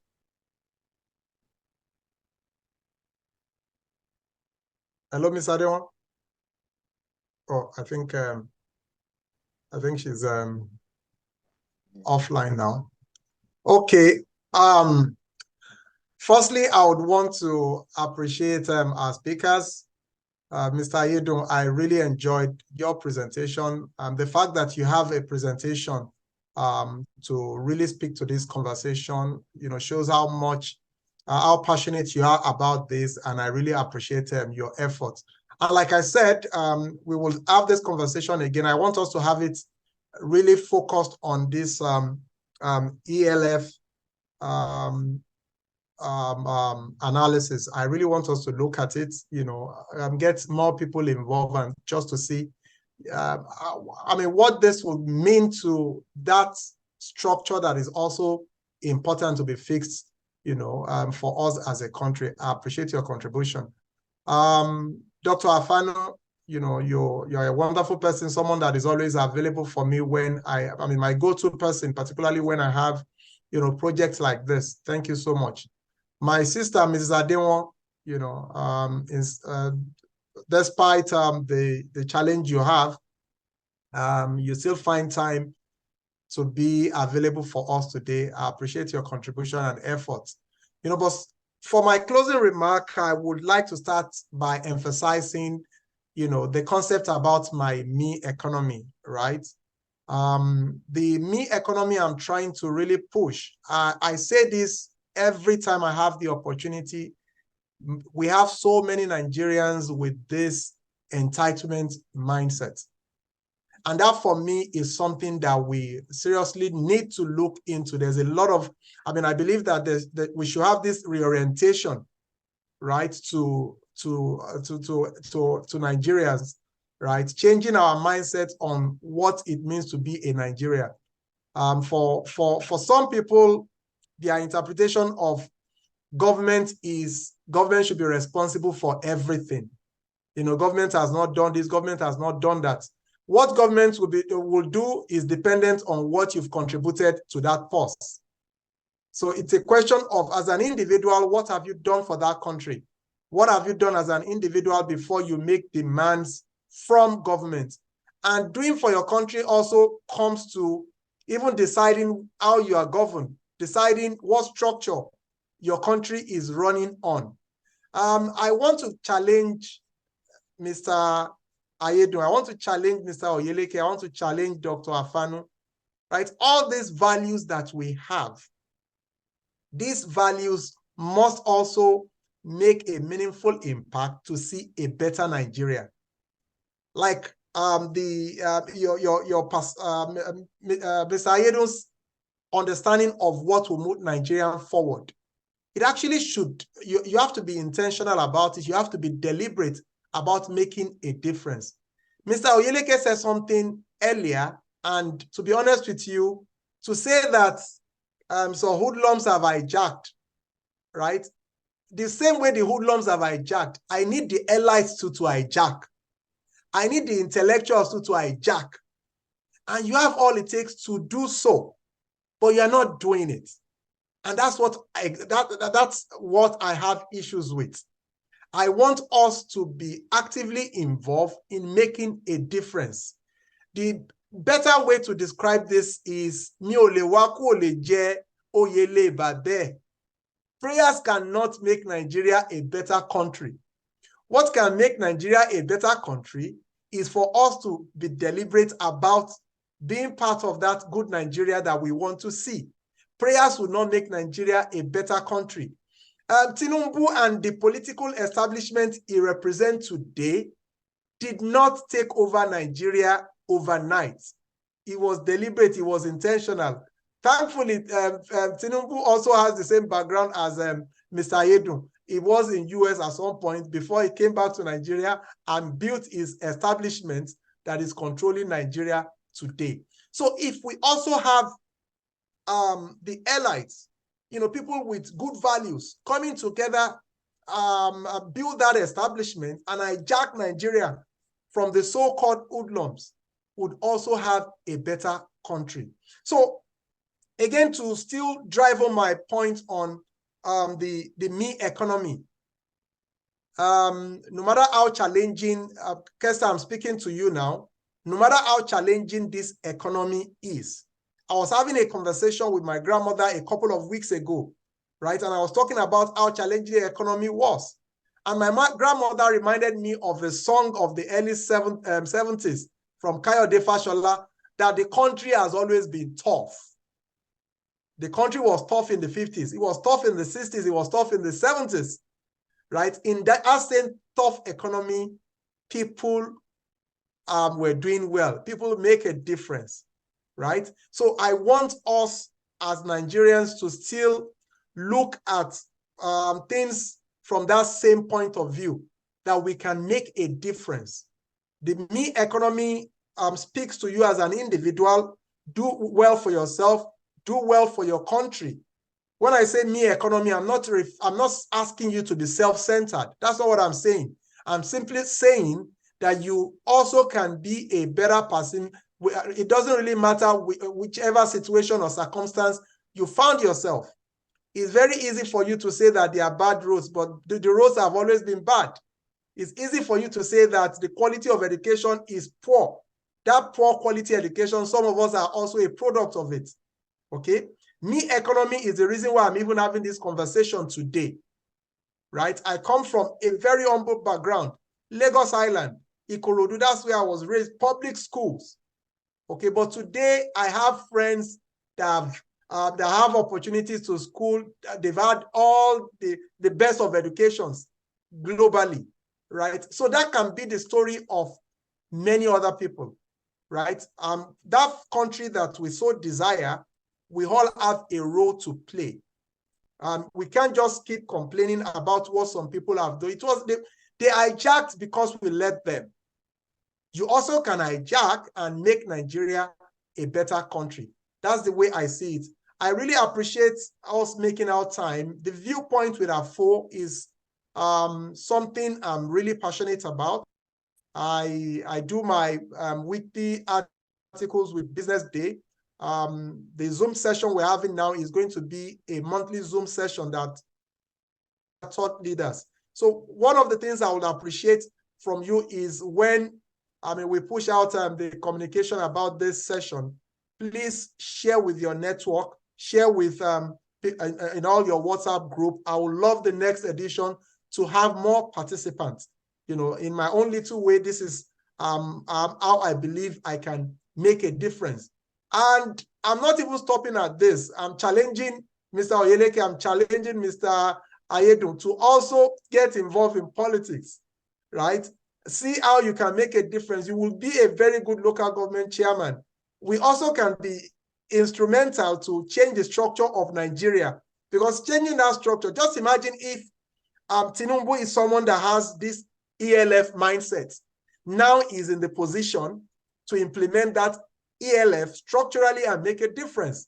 So if Mr. Ayedu also can get involved in politics, rise up and help us get to that point and make a difference, you know, in Nigeria, is something I would sincerely appreciate. So please help us push out our content. Follow us on all social media. Viewpoint with AFO, it's a regular column on Business Day. Please read and also help us push out as much as you can. Thank you so much. We were hoping that this would just be a 1 hour, 30-minute session. We've spent almost 2 hours because of the content and the depth of the conversation we've had. Thank you so much. Looking forward